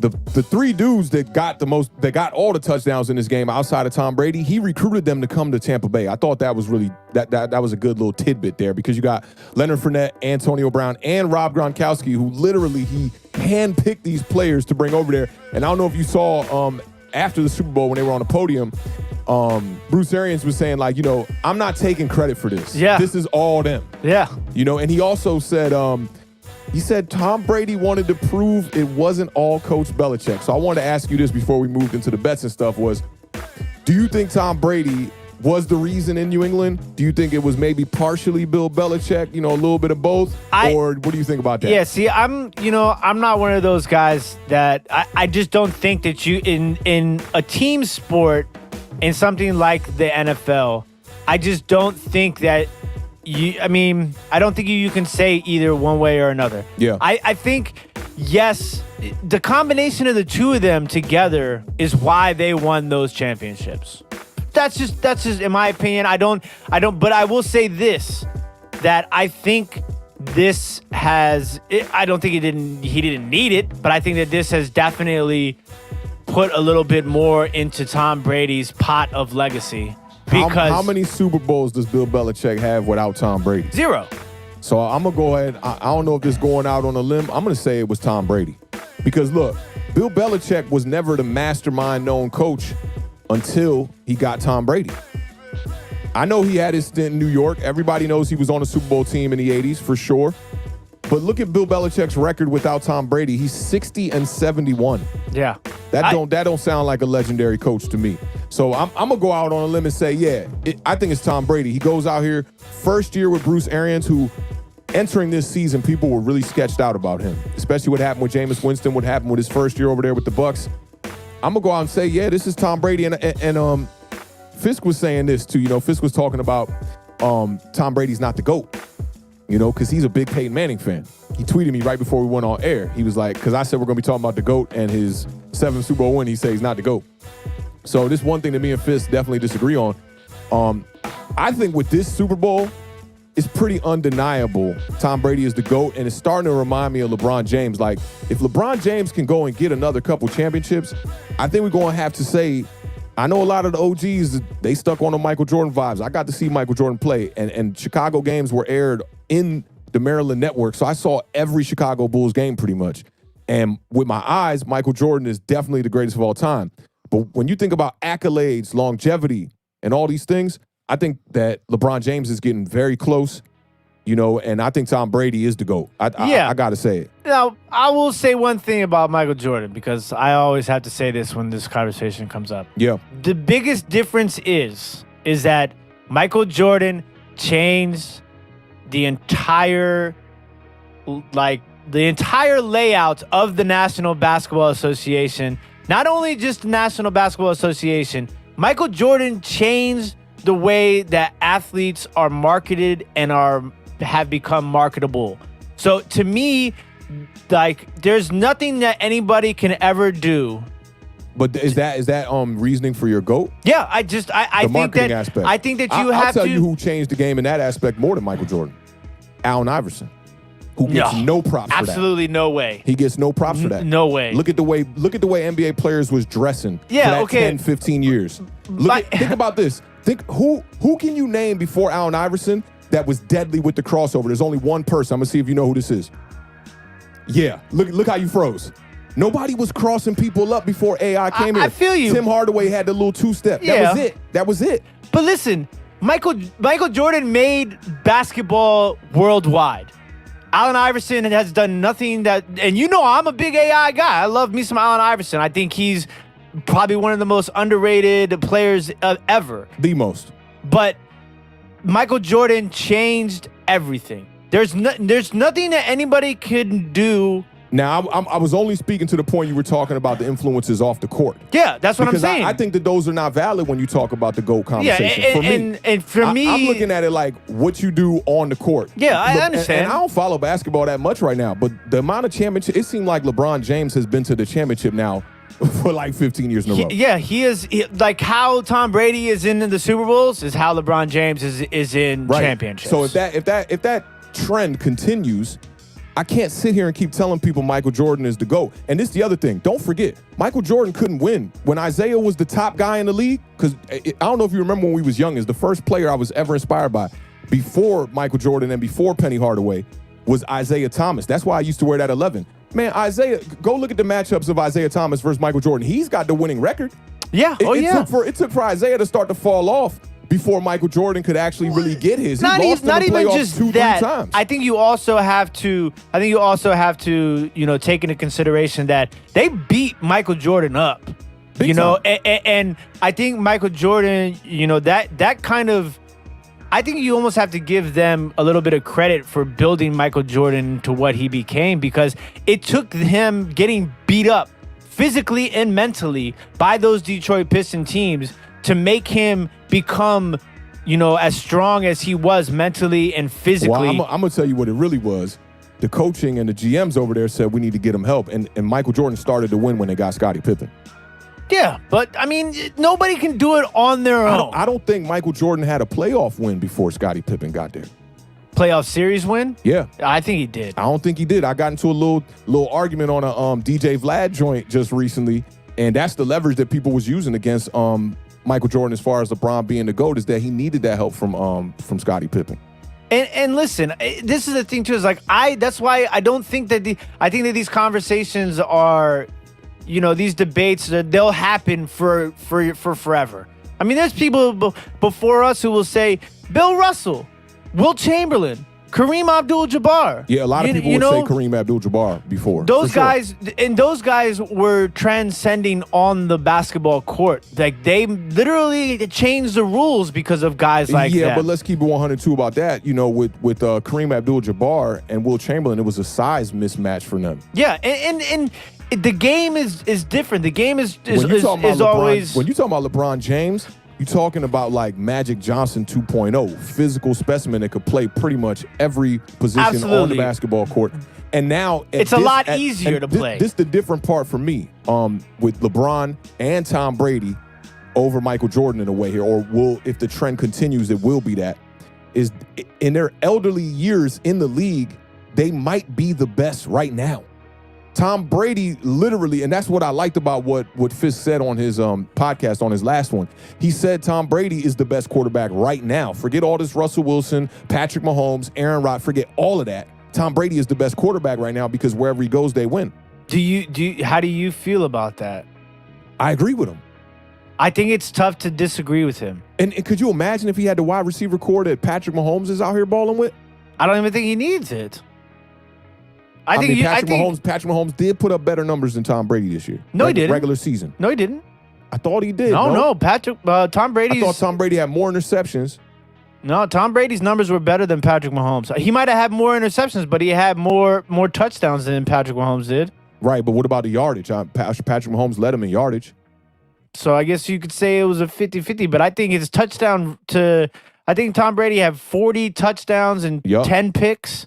And Patrick Mahomes, I don't think it was double-digit interceptions. Patrick Mahomes had, but in those 10 picks. Oh no, it was 40 and 12 for Tom Brady. Yeah, and like 5 of those came in like 2 games. 4,633 yards, and Pat Mahomes was 4,740, 38 and 6. See, so the touchdown interception ratio is better for Patrick Mahomes, right? 40 and 12, that's double the interceptions and 2 more touchdowns. So to me, the stats are better for Pat Mahomes. I guess you could say that. And Aaron Rodgers had better stats than both of them. But I still think that, like I said, and I only responded with that because you said he don't need them. Which that's why I'm saying, like, imagine if he did have Kelsey out there. We're not talking about Gronkowski aging slower. Not really a tight end that defenses are scheming for. You got to scheme for Kelsey. Yeah. You got to really scheme for Tyreek Hill. You do got to scheme for Mike Evans. I will give you that. But if I had to take one of those wide receivers right now, I'm probably taking Tyreek Hill over Mike Evans, even though Mike Evans got the 7 straight seasons of 1,000 yards. So they said, I have a question. When do you think Brady will finish looking at the condition his body is in? You remember when he ran out on the field, when he came out the tunnel? I said, look at that dude. He could be 24 years old. Dude looked like he just coming out of college when he got the helmet on. You know, I think that Tom Brady can do this for a lot longer. I think he could do it for another 3 years. Don't let them keep winning. Yeah, I think that's safe to say he plays for another 3 years. Yeah, and you know, with the GOAT conversation, though, to kind of put a bow tie on it, it's like before Tom Brady, it was Joe Montana. I saw Joe Montana play. I remember at least 3 years of Joe Montana, 3-4 years with the 49ers, and I remember when he went over to Kansas City, he was balling. He was still balling. He took them to the AFC Championship But he wasn't balling game. like this. No. He wasn't balling like this. Joe Montana, and I always say this because Nate Talks Giants likes to kind of throw shade on Lamar Jackson's 2019 leading the NFL in touchdowns with 36. Joe Montana never sniffed that. Really? Yeah, he was never around those numbers ever, for real. Joe Montana was like 30. And obviously, it's a different day totally and age. Different day and age. But hey, Dan Marino put up 5,000 his second year in the NFL. He put up 5,000 yards. Man, okay. There's some interesting conversations. You know, like just when you like Dan Marino and Dan Fouts, right? I don't think Dan Fouts ever won a Super Bowl. So Nope. like those two guys, like coming out of college, like you knew those guys were physical specimens, and you knew like. They put up the numbers, but they just played on teams that had horrible defenses. Yeah, Miami especially, man. Dan Marino was like way ahead of his time. Dan Marino, the kind of quarterback that could have played in this day and age and still been frying. I see DZ talking about O.J. Howard is the future. I agree with you. O.J. Howard is definitely the future, but he's been a bit of a letdown. O.J. Howard was in the same draft as Evan Ingram, and I feel like they both kind of been a letdown. We know Evan Ingram has. And as far as I agree with you, though, on him being the future. But as far as Tyreek being a gimmick wide receiver, I don't think you could be a gimmick wide receiver putting up 260 yards in one game. I don't think that's gimmick. No, yeah, we've had this discussion before. There's no gimmick in Tyreek Hill's. And you see even the catch that he caught. You remember when he had in the first half he had caught like his first catch. It was only for like 8-9 yards. The little moves he was making on the dog, he was moving so fast and so quick. By the time, I want to say it was Devin White got him out of bounds, he almost shook Devin White on the sideline. They were laughing about it. Like, bro, like this dude is different. Different kind of quickness. I can't think of a wide receiver that gets to their top gear like that, but that has the top end speed like that. You know, when I think about Tyreek Hill with the quickness, I think of guys like Edelman. You know, but Edelman's top speed was nowhere near this. Nowhere near. You know what I'm saying? Look, like, not even close. The main reason why people call Tyreek Hill a gimmick wide receiver is just because of his size. Right. That's Straight it. up. His size and speed, your eyes are telling you it's a gimmick. Yeah. Right? But what's a gimmick wide receiver? There's no, you can't be a wide receiver in the National Football League scoring double-digit touchdowns in 1,000-yard receiving yards in the NFL and be a gimmick wide receiver. Yeah, it's not gimmick. A gimmick wide receiver is Cordell Stewart playing wide receiver. Yeah. I can't even think of, like, who else is a gimmick wide receiver in the league? I can't even think of somebody who's a gimmick wide receiver. I don't got nobody for real. I mean, I think all these guys, you got to be able to, Deshaun Jackson at this point in his career is a gimmick. It's like, get out there and run the 9. You know what I mean? Great. Yeah, but, okay, bam. I'll give you another reason. Off of that game, why Tyreek Hill is in a gimmick receiver. That route he ran in the end zone. Oh, my goodness.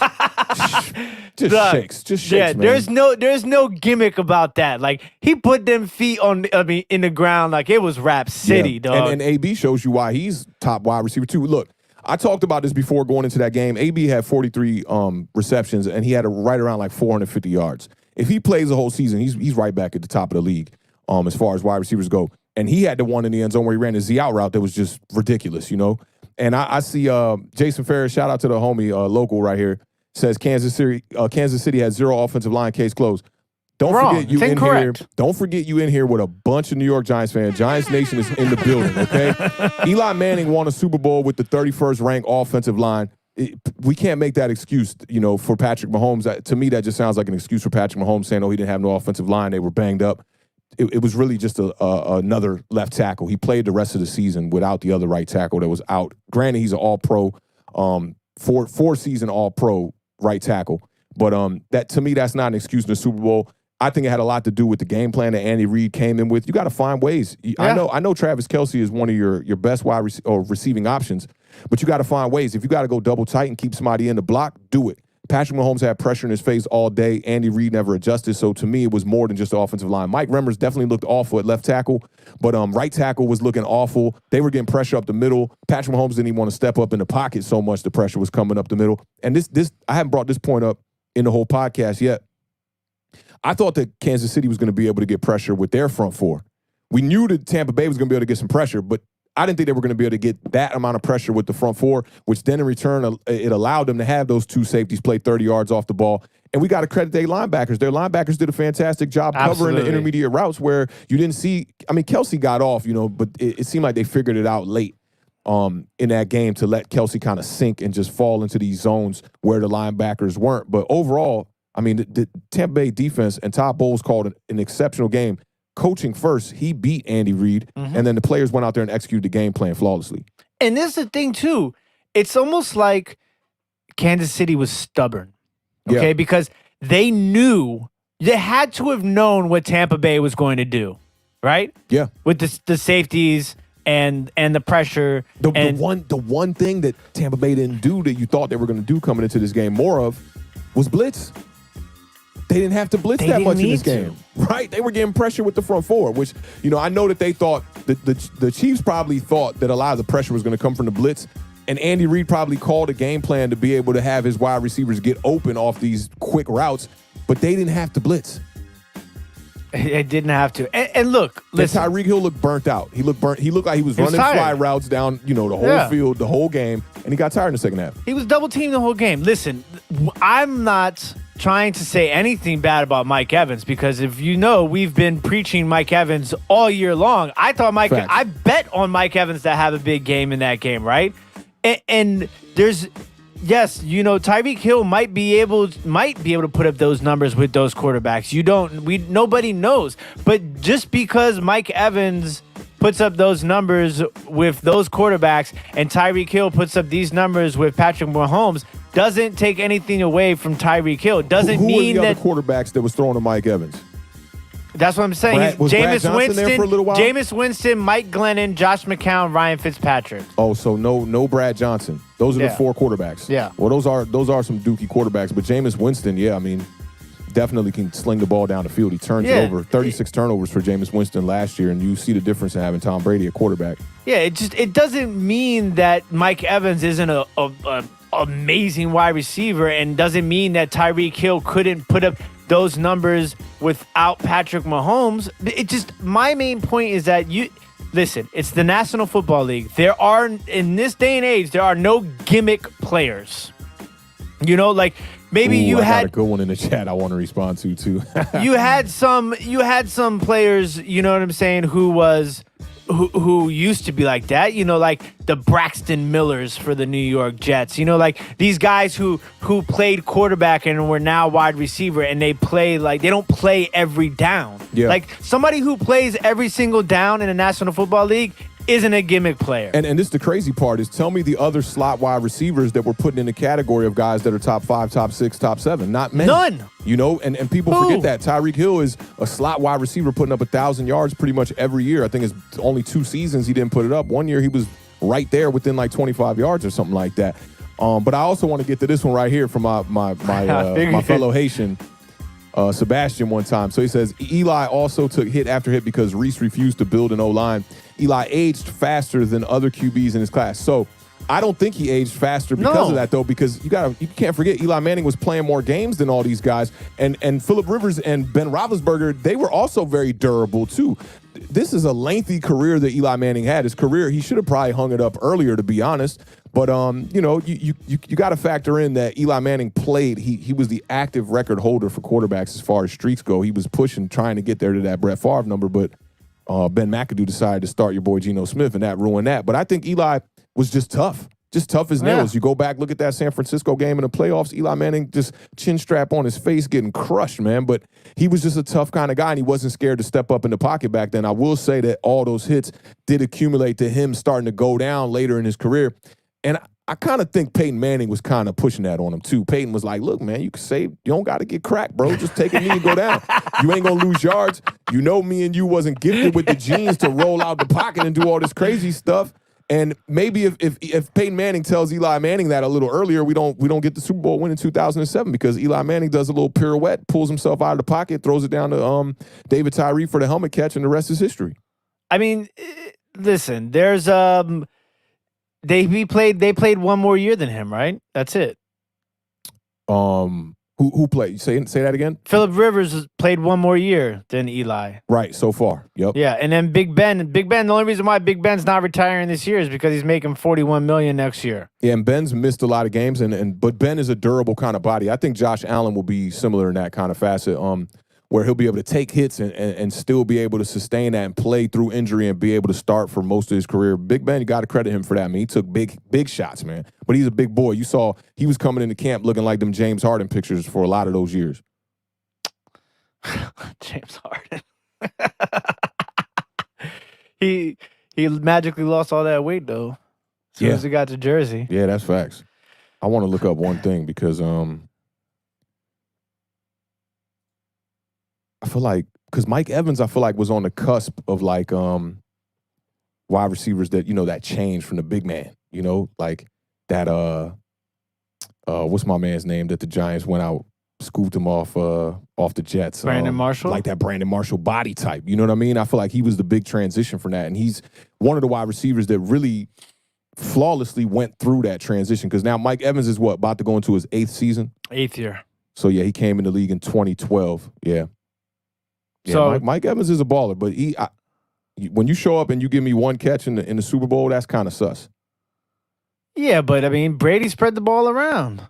He did. He definitely did. But I mean, it goes to show you that you're not open too, especially with Tom Brady. Tom Brady gonna hit you if you open. But one catch is like, they literally X'd you out of this game. Tyreek Hill had a bad game, and it was 7 for 70 something. So I mean, I think we got to put him in that. We got to put Tyreek Hill in that top 3 class. That's me. That's just me. Top 3? Yeah, top 3. I know we talked about top 5. Like I'm taking him over a lot of wide receivers. You tell me who are the other 2? Devontae, D-Hop, Mike Evans. Before this game, I'm taking Tyreek Hill over Mike Evans. Oh, that's tough. You got D-Hop, you got Devontae Adams, Stephon Diggs this year, maybe. But I still think Tyreek Hill was more dynamic. I've talked about how Stephon Diggs regressed as far as the yards per catch. 6 yards less this year. He was only 12 yards per catch this year. I might take DK Metcalf. Oh no, too inconsistent. You talking about getting shut out in games, dog? He had games where it was like 2 for 28 yards. Yeah, I know. That's why I said might. But if we gonna call, what about Julio Jones right now? Bro, Julio Jones, man, that hamstring had him out all year. Daniel Jones got a hamstring Julio injury. Jones about to be AJ Green now. I wouldn't say he's falling that far down the chain, but because AJ Green was non-existent this year. He's done, I think, unfortunately. Look, you struck a chord. You struck a good conversation. And AJ Green was in that class of like those wide receivers I'm talking about with Mike Evans, those guys who were like taller, bigger bodies. What about this one? When healthy, I would have said last year I would have put Michael Thomas up there. This year, absolutely not. He got shut out in the playoff game. No catches. Drew Brees busted up ribs. I don't know. Sample size for this year is not that great. I think I would take Stephon Diggs over Tyreek Hill this season. Not me. Not me. Not last season or this season. Because last season he only had like 64 catches. Yeah, I'm gonna have to take Stephon Diggs over. That will knock him out the top 3 for me. Yeah. So top 4 in your books, I mean, we've had this discussion before where we thought Tyreek Hill deserved more credit as a top 5 conversation wide receiver. Definitely top 5. It's just like for me, people saying Deshaun Watson not in the top 5 quarterback conversation, you losing your mind. I'm sorry. That's crazy talk. His team sucked and his numbers were crazy. You tell me the last time a team sucks and the guy's not throwing mad interceptions, fumbling the ball, doing all kind of crazy stuff. The only problem that Deshaun Watson has is he takes too many sacks. Okay, so since you said the name, now the new talk is Russ Wilson, right? Yeah. So and he came out and said something about it today too. He says he needs more. He's tired of getting hit. Today he said they are you unhappy in Seattle and are you seeking a trade? And he said that's not a Russell Wilson question. That's a Seahawks question. Oh, yeah. That's the second part of it. Yeah. Because they asked him that because of the words he said about, he said he's frustrated. Yeah. Basically. Now, would you take Russell Wilson for 2 first-round draft picks or Deshaun Watson for 3 first-round draft picks? I'll probably take Russell Wilson because they're similar. They both can get the job done. We know that. They're both pretty proven. So I'd probably, giving up 3 first-round draft picks is just crazy. Russell Wilson is also 7 years older than Deshaun Watson. It also it depends on what team I am too. If I'm a team that's right now ready to win, let's say I'm like the Saints going into next year. Yeah, I'm going Russell Wilson. Okay, so if you're the Washington football team, this is a question I heard today. If you're the Washington football team, would you give up 3 first-round draft picks and Montez Sweat for Deshaun Watson or 2 first-round draft picks for Russell Wilson? Just 2? That's it? That's it. I'm doing the 2 first-rounders. Because Montez Sweat is a piece on that defense. I do think he's replaceable. But to give up the 3 first-rounders and one of your starters? Okay, so what if it was just 3 for Watson and 2 for Russell Wilson? Same thing? You're going Russ? I don't like either of them, to be honest. Because Washington is like kind of ready to win now, but y'all don't got all the pieces over there, You don't. Yeah, offensively, there's still something missing. We don't got the whole core here yet, No. And that's the thing. That's the thing I think Washington football fans are, where they're a little delusional. Yeah, I'd rather just take the risk on a guy who's not proven yet, They think we're just going to get a quarterback and go to the Super Bowl. That's not the case. Yeah, and a lot of people like to think that. But who knows? We've seen Alex Smith in this system now for 3 years. Maybe another quarterback would completely change this. Taylor Heineke comes in, and that offense does look a lot different. It definitely does. It definitely depends on your roster for sure. I wanted to get to Deezy was saying, it was all in garbage time. Yeah, it was definitely garbage time, but he's still getting his numbers. And I feel like if you're a factor, you'll be a factor in one way or another. You'll be a factor. And Mike Evans, I'm not taking nothing away from him. Mike Evans is definitely top 7 in the league for me. He's one of the most consistent. We've talked about. He's one of the most consistent wide receivers in the National Football League. Yeah, he gets his numbers on a year-to-year basis for sure. But then he does have games where he just kind of disappears. Yeah, so it's hard to tell. One guy's in the slot. They're in very different style wide receivers. One guy's in the slot. You don't see Tyreek Hill catching fade routes. Mike Evans is a guy who will beat you one-on-one for the most part. Tyreek Hill is beating defenses that are scheming for him with safeties over the top all day. In the Super Bowl, it just didn't happen. And I don't think we can look at it's one big game, and there is a lot weighing on that game, but it's just one big game. So I still got to go with my same feelings how I felt with Tyreek Hill going into this game.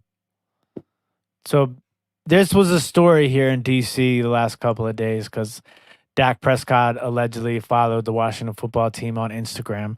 And I believe it was a ploy by his team to get them Jones boys to start forking over the dough. That's all it was. Could have been just an accident, right? You accidentally hit the button? Oh, man. That sounds like something somebody said. Like, think about this, because I think it's kind of weird to be like, you know what? They're going to be looking into who I follow and unfollow, and it's going to be a story. I think that's weird. That's weird. Of course, because we come from a different era, but it is. That's super weird. It's not like KD trolling, the OKC accounts, like kind of knowing that they probably going to find out, bro. There's this thing called an IP address. Like, they're probably going to find out, bro. To me, I don't even pay attention. I wouldn't even pay attention to that. Until you hear something about the Washington making a move on Dak Prescott, I'm not going to believe it, to be honest. I think Dak Prescott is going to be in a Cowboys uniform next year. Do you think that's the starting 4 quarterbacks for the NFC East next year? Yeah. Outside of maybe Taylor Heineke. Yeah. I like that, though. But there's a chance he could start. If he can show improvement, we're going to get a camp this year probably. Hopefully. He's got the playbook under his belt. I don't think, I think last year the reason why we didn't have the camp, and granted they're not doing the combine this year, but I think last year the reason why we didn't have the camp was because everything was so fresh. Now they've been playing games. They're having fans at the games. They're having over thousands of capacity. I think we should have a decent camp this year. You know what I mean? So the reason why that is, because that was kind of like the other half of that story. The reason why they left him out of the 2021 hype video is because he's not under contract. Right. technically he's not. But why put out the hype video so early? That's kind of weird. That's you usually weird. put out the hype video a month before the season about to start, maybe a month and a half, 2 months. That seems early to It's put the that Cowboys. They have to have their foot in the realm of relevance one way or another. Yeah. You know, that's what they do. Yeah. Got anything else? I see DZ one more time saying, what'd he say? They're up by 20. Get it. Because they wanted to get to 40. That was what they said. Well, my thing is like Tom Brady had 3 touchdowns in the first half. Or he had 3. Were they in the first half? No. Nah. 2 in the first half. Yeah. He had 3 in the game. So, I mean, it's just one catch. He couldn't get 4 catches in the first 2 quarters. You know, it's not like the Bucs were just in drain the clock mode for a whole second half. You know, I mean, there was 3 quarters of competitive football there, I would say. You know, so I'm just, you know, he just got shut out. That's all I'm saying. Yeah. And Chris Godwin. It's strange. And Scotty Miller didn't even get a target in this game. Not one. Tom Brady only threw the ball 28 times, but I mean, I was looking for at least a fade route from Mike Evans or 2, you know, something. I was looking for Mike Evans to catch the first touchdown of the game. Yeah, Tom Brady bailed him out, man. Tom Brady, man, he was out there balling, man. I think he undisputed GOAT right now. Like, we can't say much more about Tom Brady, man. The dude, yeah, against all odds, except when you're playing the New York Giants. So how did you fare on? For those of you that weren't here, is there anything else you want to touch on the game?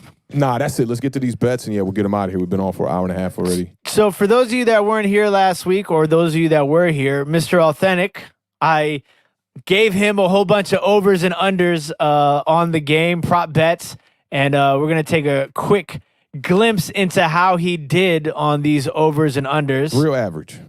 Not bad, though. Real average. So we had total, I was 13 of 23 on all of these, okay? So it was Patrick Mahomes to get a rushing TD. I said, no, he won't get the rushing TD. I got that one right. Should we go over all the ones I got right first, I guess? Or you want to go each one? Just go each one. It'll probably be easier. Okay, so Clyde Edwards-Helaire, we had 3 categories for him. It was, will he get over 45 yards? I said under. He was under. Will he get over 10 carries? Oh, I'm sorry. I said under and got that one wrong. Sorry. Would he get over 10 carries? I said he would get over 10. He didn't get over 10. I got that one wrong. 9. And then it was, would he get over 2.5 receptions? I said under. I got that one right. Darrell Williams, under 9.5 attempts. Dude. Yeah. He only got 2 attempts. Dude, like, he was there. There was a lot of talk about him. He was bloop. Yeah, gone. Where did he? And I talked about that, man. You know, it's like running back by committee. Who we gonna get a ball to? For both of these teams, too. That's what's crazy. You never really know who's gonna get the ball for both of these teams. And I think that's what made these prop bets very interesting, too. Yeah, it made them very difficult. I think the only thing that I was saying when you were telling me about these prop bets was the one you could bank on would be Travis Kelce, and that was you had a bet that was Travis Kelce for MVP, which didn't work out either. He didn't start catching passes till the end there, in garbage time. You had Darrell Williams for over 45 yards. I said it'll be under. Got that one right. Hit the cha-ching. I said that he wouldn't score a touchdown. Got that one right. Tyreek Hill over 7 receptions. We got the push on that one. We'll give him a little one of those for that. Over 102 yards. I said he would go over. He did not go over. Got that one wrong. I said that he would have a catch longer than 34 yards. He did not. Got that one wrong. Travis Kelce under 8.5 receptions. I said, got that one wrong. I said he would be under 105 yards. Got that one wrong. Sammy Watkins, I said that he would not score a touchdown. Got that one right. Ronald Jones, I flip-flopped this one at the end, and this was stupid. We said that he would go under. I said he would go under 43.5 yards rushing. That was wrong. Get one of those too. Leonard Fournette, I said he would go over 43.5 yards. Got that one right. Under 22.5 receiving yards for Leonard Fournette. Got that one wrong. Mike Evans, DZ, over 4.5 receptions. I said he was going to get over 4.5 receptions. He's a top 5 wide receiver. Got that one wrong. I said he would get under 67.5 yards. Got that one right. Chris Godwin, under 74.5 yards. Definitely got that one right. He only had 9 yards. Jesus. Gronkowski, I said he would be under 28.5 yards. Got that one wrong. Antonio Brown, I said, would have over 4 catches. Got that one right. I said he would have over 43.5 yards. Got that one wrong. Scotty Miller, I said would have over 1.5 receptions. Got that one wrong. And that is how the cookie crumbles. 13 of 23. Good thing I didn't put no real money on this, man. You know what I'm saying? I probably would have. We heard a lot of that. You know what I'm saying? Yeah, it's a lot better than. Oh, you know what that reminded me of? I don't know if y'all ever watch Whose Line Is It Anyway? When they finished the segments, Drew Carey, he used to hit you with a bunch of those like that. It's the same sound effect, actually. But yeah, so the betting didn't go that well, man. I really should have just stuck with my gut, man, on this and really went Tampa Bay over everything. I don't know why, man. I went with them for 3 games: the game against Washington, game against the Saints, game against the Packers, and you just went against my gut in this game. It's funny you say that because I wanted, you know how I picked Tampa Bay to go to the Super Bowl against Baltimore in the Super Bowl. Yeah, and I couldn't remember. I wanted to go back to the first episode and see who I picked. And I think I ended up picking Baltimore. What's Glock up, in Glock? the building. What's up? That's how you know. It's like, oh, it's Glock in the building.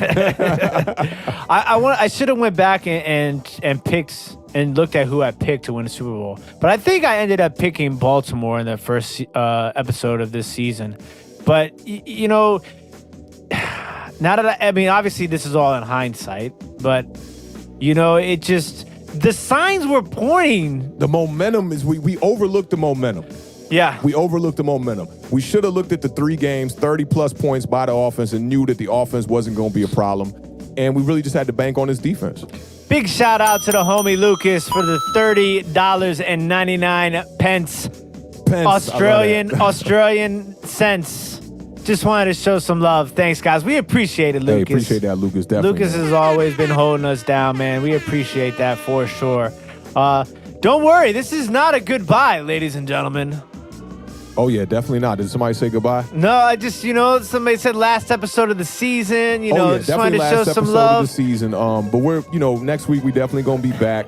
Season 3 is about to kick off. Season 3 will start. Yeah, man. This been a good season, man. Of the 2 seasons, I've definitely liked this season a lot more. Going live every episode was definitely awesome. And I was going to ask you this, too. I talked to you about this in the text thread. Yeah. Your favorite moment of the year, just of the whole year, football-wise, podcast, whatever. Favorite moment of the year. Favorite, see, I thought I was going to get an S, the plural on this. You could do moments. I got one moment. I'll tell you my moment while you think about it real quick.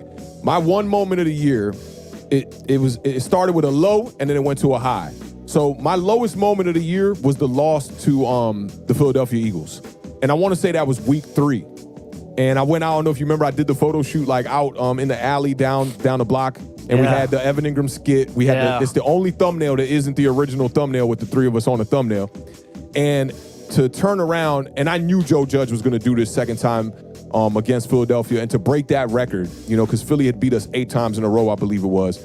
To beat Philly that second time, that was probably my best moment of the season for the Giants. The Seattle Seahawks game was a close second, but being that Daniel Jones wasn't in that game, it was kind of bittersweet. But yeah, that second Eagles win, man, was just a solid win for the Giants. Staple moment in the season for us. And I'm looking forward to getting back to Giants football. I'm glad now the Super Bowl is over and we can really focus on the draft, free agent moves, and, just getting back to Giants football, getting ready for this next kickoff, man, this 2021 kickoff, because it just ain't the same when our team ain't playing. We kind of got used to this. I feel like an NFL analyst now. But, man, this is the best division in football. This is NFC East coverage, man. This is New York Giants coverage, Washington football team coverage. I'm ready to get back to that.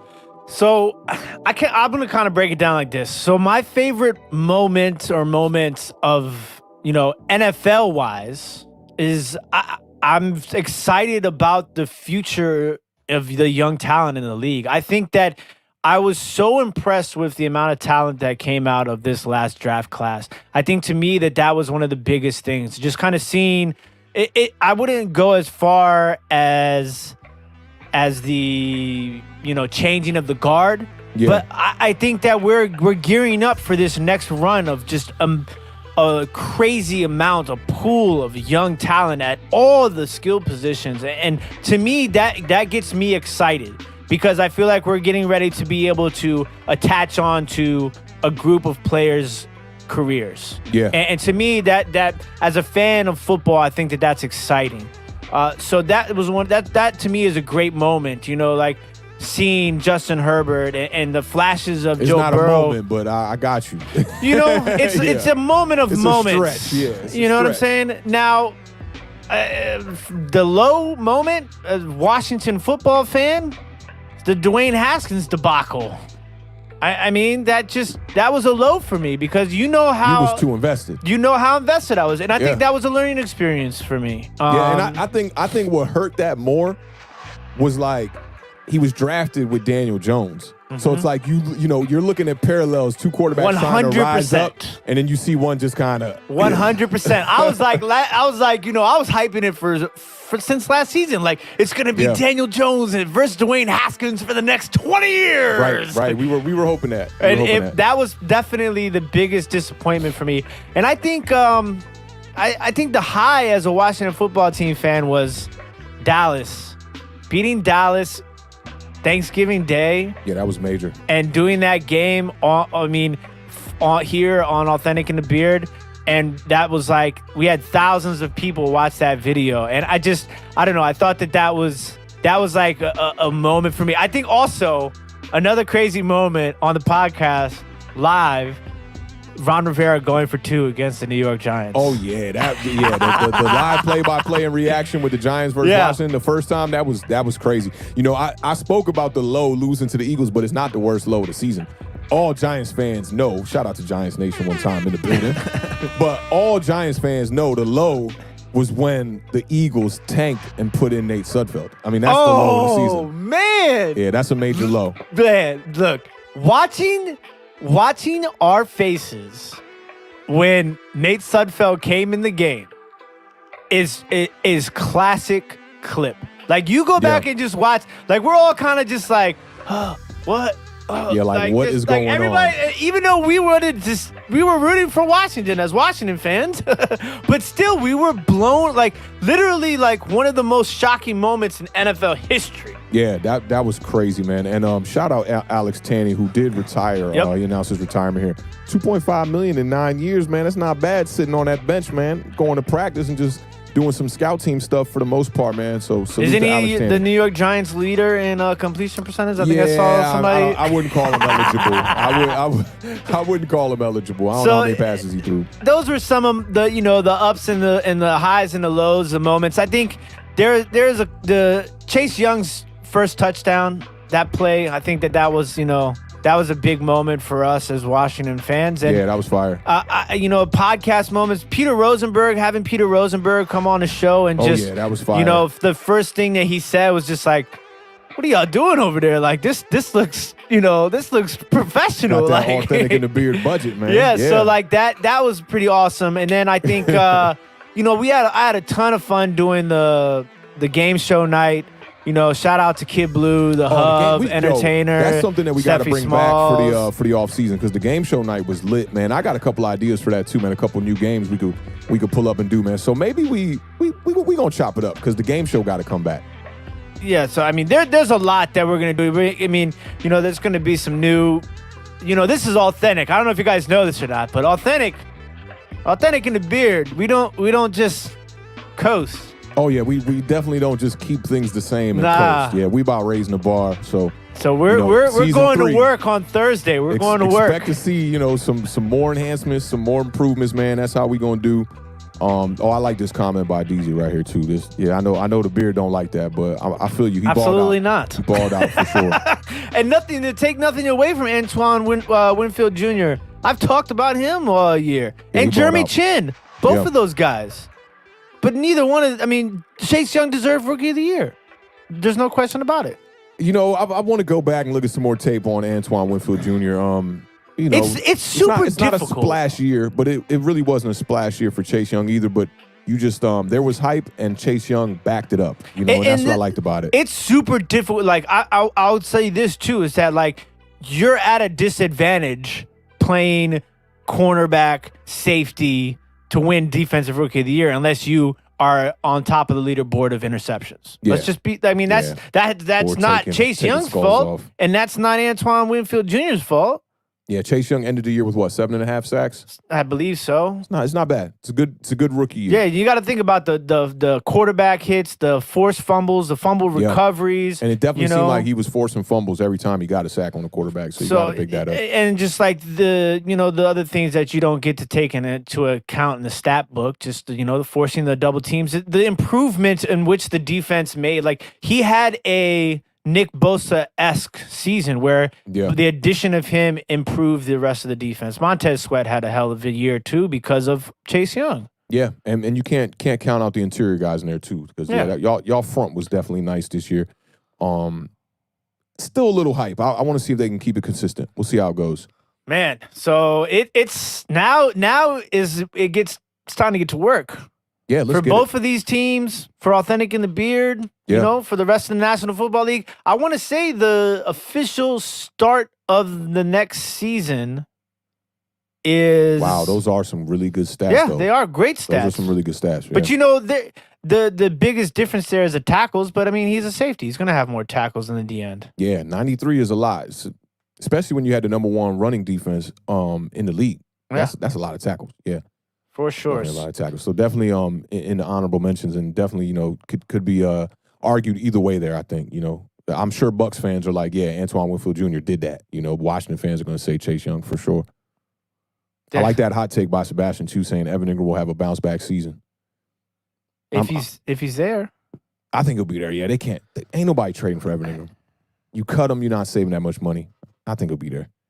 Yeah. Viable option, for the rest of the season. But yeah, man, definitely stay tuned. We're gonna have a lot of off-season coverage, man. We're gonna be doing a top 5 free agent wide receivers going to both teams here. The Beard represents Washington football team. I represent the Giants clearly. And we're gonna be doing some draft stuff. I don't know if we'll quite go into a whole mock draft, but we got some ideas for how we want to do some draft coverage before the draft. And I think we definitely got to go live for the draft. Oh, 100%. We're going to be live for the draft. I'm going to keep my reserve. I saw Tanner in them video last year, man. They was getting out of pocket. Tanner was so mad when Daniel Jones got drafted. And you got to keep that reserve so when people go back to it, they'll be like, oh, yeah, Authentic, he really didn't, he didn't lose his cool when we drafted this bum or we didn't get a wide receiver in this case. If we don't get a wide receiver at 11, I'm going to definitely be heated, but you're not going to see it too much. I'm going to try to keep the... I'm going to be honest with you. Right now, the only pick that I think would make me angry, Washington at 19, Mac Jones. I don't know, man. Mac Jones might be able to get it done. If we draft Mac Jones at 19, I will be irate. You don't just have, arguably the best college football season ever. Just being average. No, you don't. I'm not saying. And I know he had big weapons. Shout out Joseph Bobby in the building one time, man. No, sorry, man. Appreciate you pulling up. Yeah, and I'm not saying that he's just average, but it might be a stretch for a first round pick. Yeah. What if y'all got him in the second? I don't think we have a second round pick, but I wouldn't be that upset. But yeah, I don't think we have a second round pick. I think we gave oh, no, that was last year that we didn't have the second round because we gave it up for Montez Sweat. No, I wouldn't be as bad. I wouldn't be as mad, but... Yeah, Stephen Lilly, remind me who it was that that entertainer wanted us to draft at 6. I know, people be going back saying that the Giants should have got Josh Allen in one of them drafts. That was not the rumor around. I promise you, dog. I promise you. People was not saying get him, yo. I just, I'm leery of Alabama quarterbacks too, Joseph. Yeah. And it's just, No, it wasn't Josh Allen, man. It wasn't. It wasn't. That was not the number one pick. I'm going to go back and look at it, though. They had a little montage of that joint. But I just, he's a statue. I'm not a big statue guy. Yeah, we talked about how, the D end. The D end. Oh, who Jacksonville drafted. Yeah. Yeah, that might have been facts right there. Yeah, Josh Allen, the D end for the Jacksonville Jaguars. Yeah, that makes sense. He's a beast. And then hoping that we got Daniel Jones with that other pick, which we got Dexter Lawrence with the second pick that year. I wasn't too mad at that draft. I think Daniel Jones has all the intangibles to get it done. I think he'll be the better quarterback in the long run too over Josh Allen, the quarterback. That's one of the hottest takes I've ever heard you say. When you said that the first time, I was like, I think so. I think he's got more. He's a better passer, I think, And the running, I think he can run just as well, but he's just not as big of a body. And, don't forget, remember when Eli came in the league with Ben Roethlisberger, them first couple years, you would have been like, man, ain't no way Eli going to have a better decorated career than Ben Roethlisberger. And I think Big Ben got 2 Super Bowls too, right? Yeah, he got 2, but don't forget the first one, he almost cost him when he fumbled that joint. And, Jerome Bettis fumbled it, and Ben Roethlisberger actually saved it. He didn't cost him that. He saved it. He made the little game-winning tackle, I think. Yeah, I think a lot of fans were like this too, because they felt like they were giving up on Eli instead of helping him. Oh, yeah, because of the pick. Yeah, a lot of people thought that. I didn't mind it. I mean, we knew Eli was getting old, and we knew he had to get a quarterback somewhere. But the one thing that blew me about that whole thing was, Pat Shurmur saying we're committed to Eli. They paid him the $20 million to come back, and then second game, he, after the second game, he's sitting on the bench when those first 2 losses had nothing to do with Eli Manning. Ooh, I like this one. This is good right here. I'm sorry, Gettleman has to be fired. This is unacceptable. Yeah, Gettleman's on the hot seat, I think, going into next season. I'm going to keep it 100. No wide receivers, man. And he better draft. If he don't draft a wide receiver at 11, they should fire him right after the draft. I'll keep it 100, man. I'll definitely keep it 100. So I didn't get a chance to look at the calendar, but I know that the start of the new season officially starts March 1st. Yeah. And then I think free agency is not too long after that. So I like how they're going back and forth about Big Ben and Eli. Yeah, I think Eli was a better quarterback. More clutch, did more, had less around him. Oh, that's tough. Yeah, I got to go Eli Manning. That's tough. It's tough. Ben Roethlisberger had some great years there, man. I don't know if I could. I don't know how I would answer that, because I believe that Eli Manning is a first ballot Hall of Famer. What about Ben? Big Ben, first ballot Hall of Famer? Yeah. Yeah. So for me, I think that their class was Joseph says he's a fan of Getty. I still think Getty's on that hot seat, though. I still think he's on that hot seat. I just think that Eli, Big Ben, and Phillip Rivers was kind of the beginning of this changing of the NFL. Quarterback, pass heavy. After I just think that they were the beginning of that generation. The 2004 draft. So I think that now you're gonna see a lot of quarterbacks. Your numbers are gonna have to be up there with those sort of guys. And higher, like they're going to set the bar for quarterbacks moving forward, and now. Durability, which what I'm worried about with a lot of these young guys. Yeah, all 3 of those guys, you got to. I mean, Big Ben got hurt, probably more than the most of them. Yeah, than but he was 3 still of them. On the field a lot. But he played hurt a lot too. You know what I'm saying? Like he was just that. I mean, that's a great think about that. You're gonna in the end, I think it's safe to say all 3 of them make the Hall of Fame, right? Yeah, I think Phillip Rivers will have the toughest time probably getting in, might take him a couple shots. I think Ben and Eli get in first ballot. So in the end, you'll probably have 3 Hall of Fame quarterbacks from that draft class. That's crazy. Yeah. I wonder what draft class has the most Hall of Fame quarterbacks. Isn't it the Elway draft? Elway, Marino, and who was the third? Is there a third? Yeah. I can't remember who it is, but I think that's the best. I think that people say that that's the best draft class. Yeah. Yeah, John Elway slept on too. Yeah, there you go, Arthur. Tell him. Cameron Crowe had better stats than Jeremy Chin and Antoine Winfield Jr. and played less games. Boom. Goes to Dynamite. 65% completion percentage for Ben, 60 for Eli. Yeah, that's true. 83. Ben came into the league, though, with everything perfect for him. Great running back. 2 great wide receivers. Who was the quarterback that he backed up? He started day 1, I thought. No. He was in the Super Bowl his rookie year, though, wasn't he? Shout out to Max Webster for the $2 super chat. Don't forget to sub to his channel and check out episode 2 premieres tomorrow at 4:30 p.m. Appreciate that. So, and Joseph said the class was 83 was the draft class of all those guys. 83 is a special year, man. But I swear Big Ben didn't start from day 1. I thought like Neil O'Donnell or... He 3 games he didn't play his rookie season. Cordell Stewart or Neil O'Donnell, one of those guys. His wow, his first 2 years are ridiculous. He was 22-3 his first 2 years. He won his first 13 starts. He lit it on fire. And what's crazy is that look at the yards though. This is where Eli wasn't in this stratosphere. Eli was just bad. The yards was 2,600. He came back his second year. He only played in 12 games. He got hurt a couple. 2,300. Comes back the next year. They go 7-8, and he puts up 3,500 yards. Those were Jerome Bettis years too, right? The first two, I think, right? Yeah, Jerome Bettis retired somewhere in the beginning of Ben Roethlisberger's career. Because the Super Bowl against the Arizona Cardinals, which Joseph should know the exact year on that one. Jerome Bettis wasn't there. That was like Santonio Holmes and all them. Charlie Batch was out there. Yeah, that's who Ben took over for. Charlie Batch? I think so. Because Charlie Batch was like a backup for a long time over there. And I think that was during Ben's career, right? Charlie Batch played a long time, period. He was in Detroit for a while, too. Yeah. And, yeah, this was what I was going to get at, though, is that, yeah, he was a beast at Miami of Ohio, but he ain't had the same clout that Phillip Rivers and Eli Manning had coming into that draft. He took over for Tommy Maddox. You remember Tommy Maddox had that one good year? Yes, I do. He took over for Tommy Maddox. 01 to 05 was Tommy Maddox, and that last year was with Ben. Charlie Batch was there in 02 as the backup, so he probably saw some time, during that whole thing. 6,000 yards for Ben, 5,700 for Eli.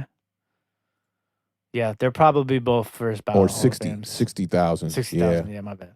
They're probably both first ballot Hall of Famers. Yeah, which Eli played in more games. And Eli had some ugly games. Eli had some, I remember games where I'm just like, dog, Eli out here wilding. But when it came down to win them chips, man, that boy, he salvaged everything with that. Yeah, Andrew Weems told us it would be Brady. Yeah, I told y'all it was going to be Brady every other week. I'll keep 100. Oh, man. So, this is it, fellas. Let's get this beat one more time as we step out of here. Joe, for real. I was so, I don't know what got a hold of me earlier in the episode. I apologize to everybody. Off some late vibes. I don't know this joint. But I came in on that beat drop earlier, man. I had all of a sudden in my head, I was like, oh, I'm in the booth. I see that mic behind me, man. I was y'all might just see me back there tonight like that. Yeah, you're gonna be going back to the podcast and rewinding the beginning, writing raps to it and whatnot. Give me a 16. Like, yo, I got a 16 for that Authentic. Oh man, you know I got 16s all day, all night, man. Yes, I keep them Joes stashed away. I know you do. I know you do. But we want to thank everybody for joining us. Shout out to everybody that watched us tonight on Facebook, Periscope, Twitch, YouTube. Don't forget to hit that thumbs up if you haven't already done so. Don't forget to follow us on Twitter @Awthentic, @TimWalkOnWater2. You can catch us there. We're going to always be dropping you guys with information regarding on what's going on with the podcast. So this Thursday, we're going to be doing a little, look who's here, Smoke Dog. This the cat that's been staying over here for a little bit. This is studio cat. What's up, Bubba? What's up? He's a big boy too, man. He's a big boy. So we're going to be getting ready for the official launch of season 3 of Awthentic and The Beard. We're super excited about that. Super stoked. We just want to thank everybody who's been with us this whole entire season. The people that's been with us since season 1, all of the Giants fans, all the Washington fans, even though there's probably none of y'all in here right now. Shout out to everybody. Everybody in the NFC East. Get ready, because nobody's ever won the NFC East back-to-back years, right? In a long time. Not going to happen.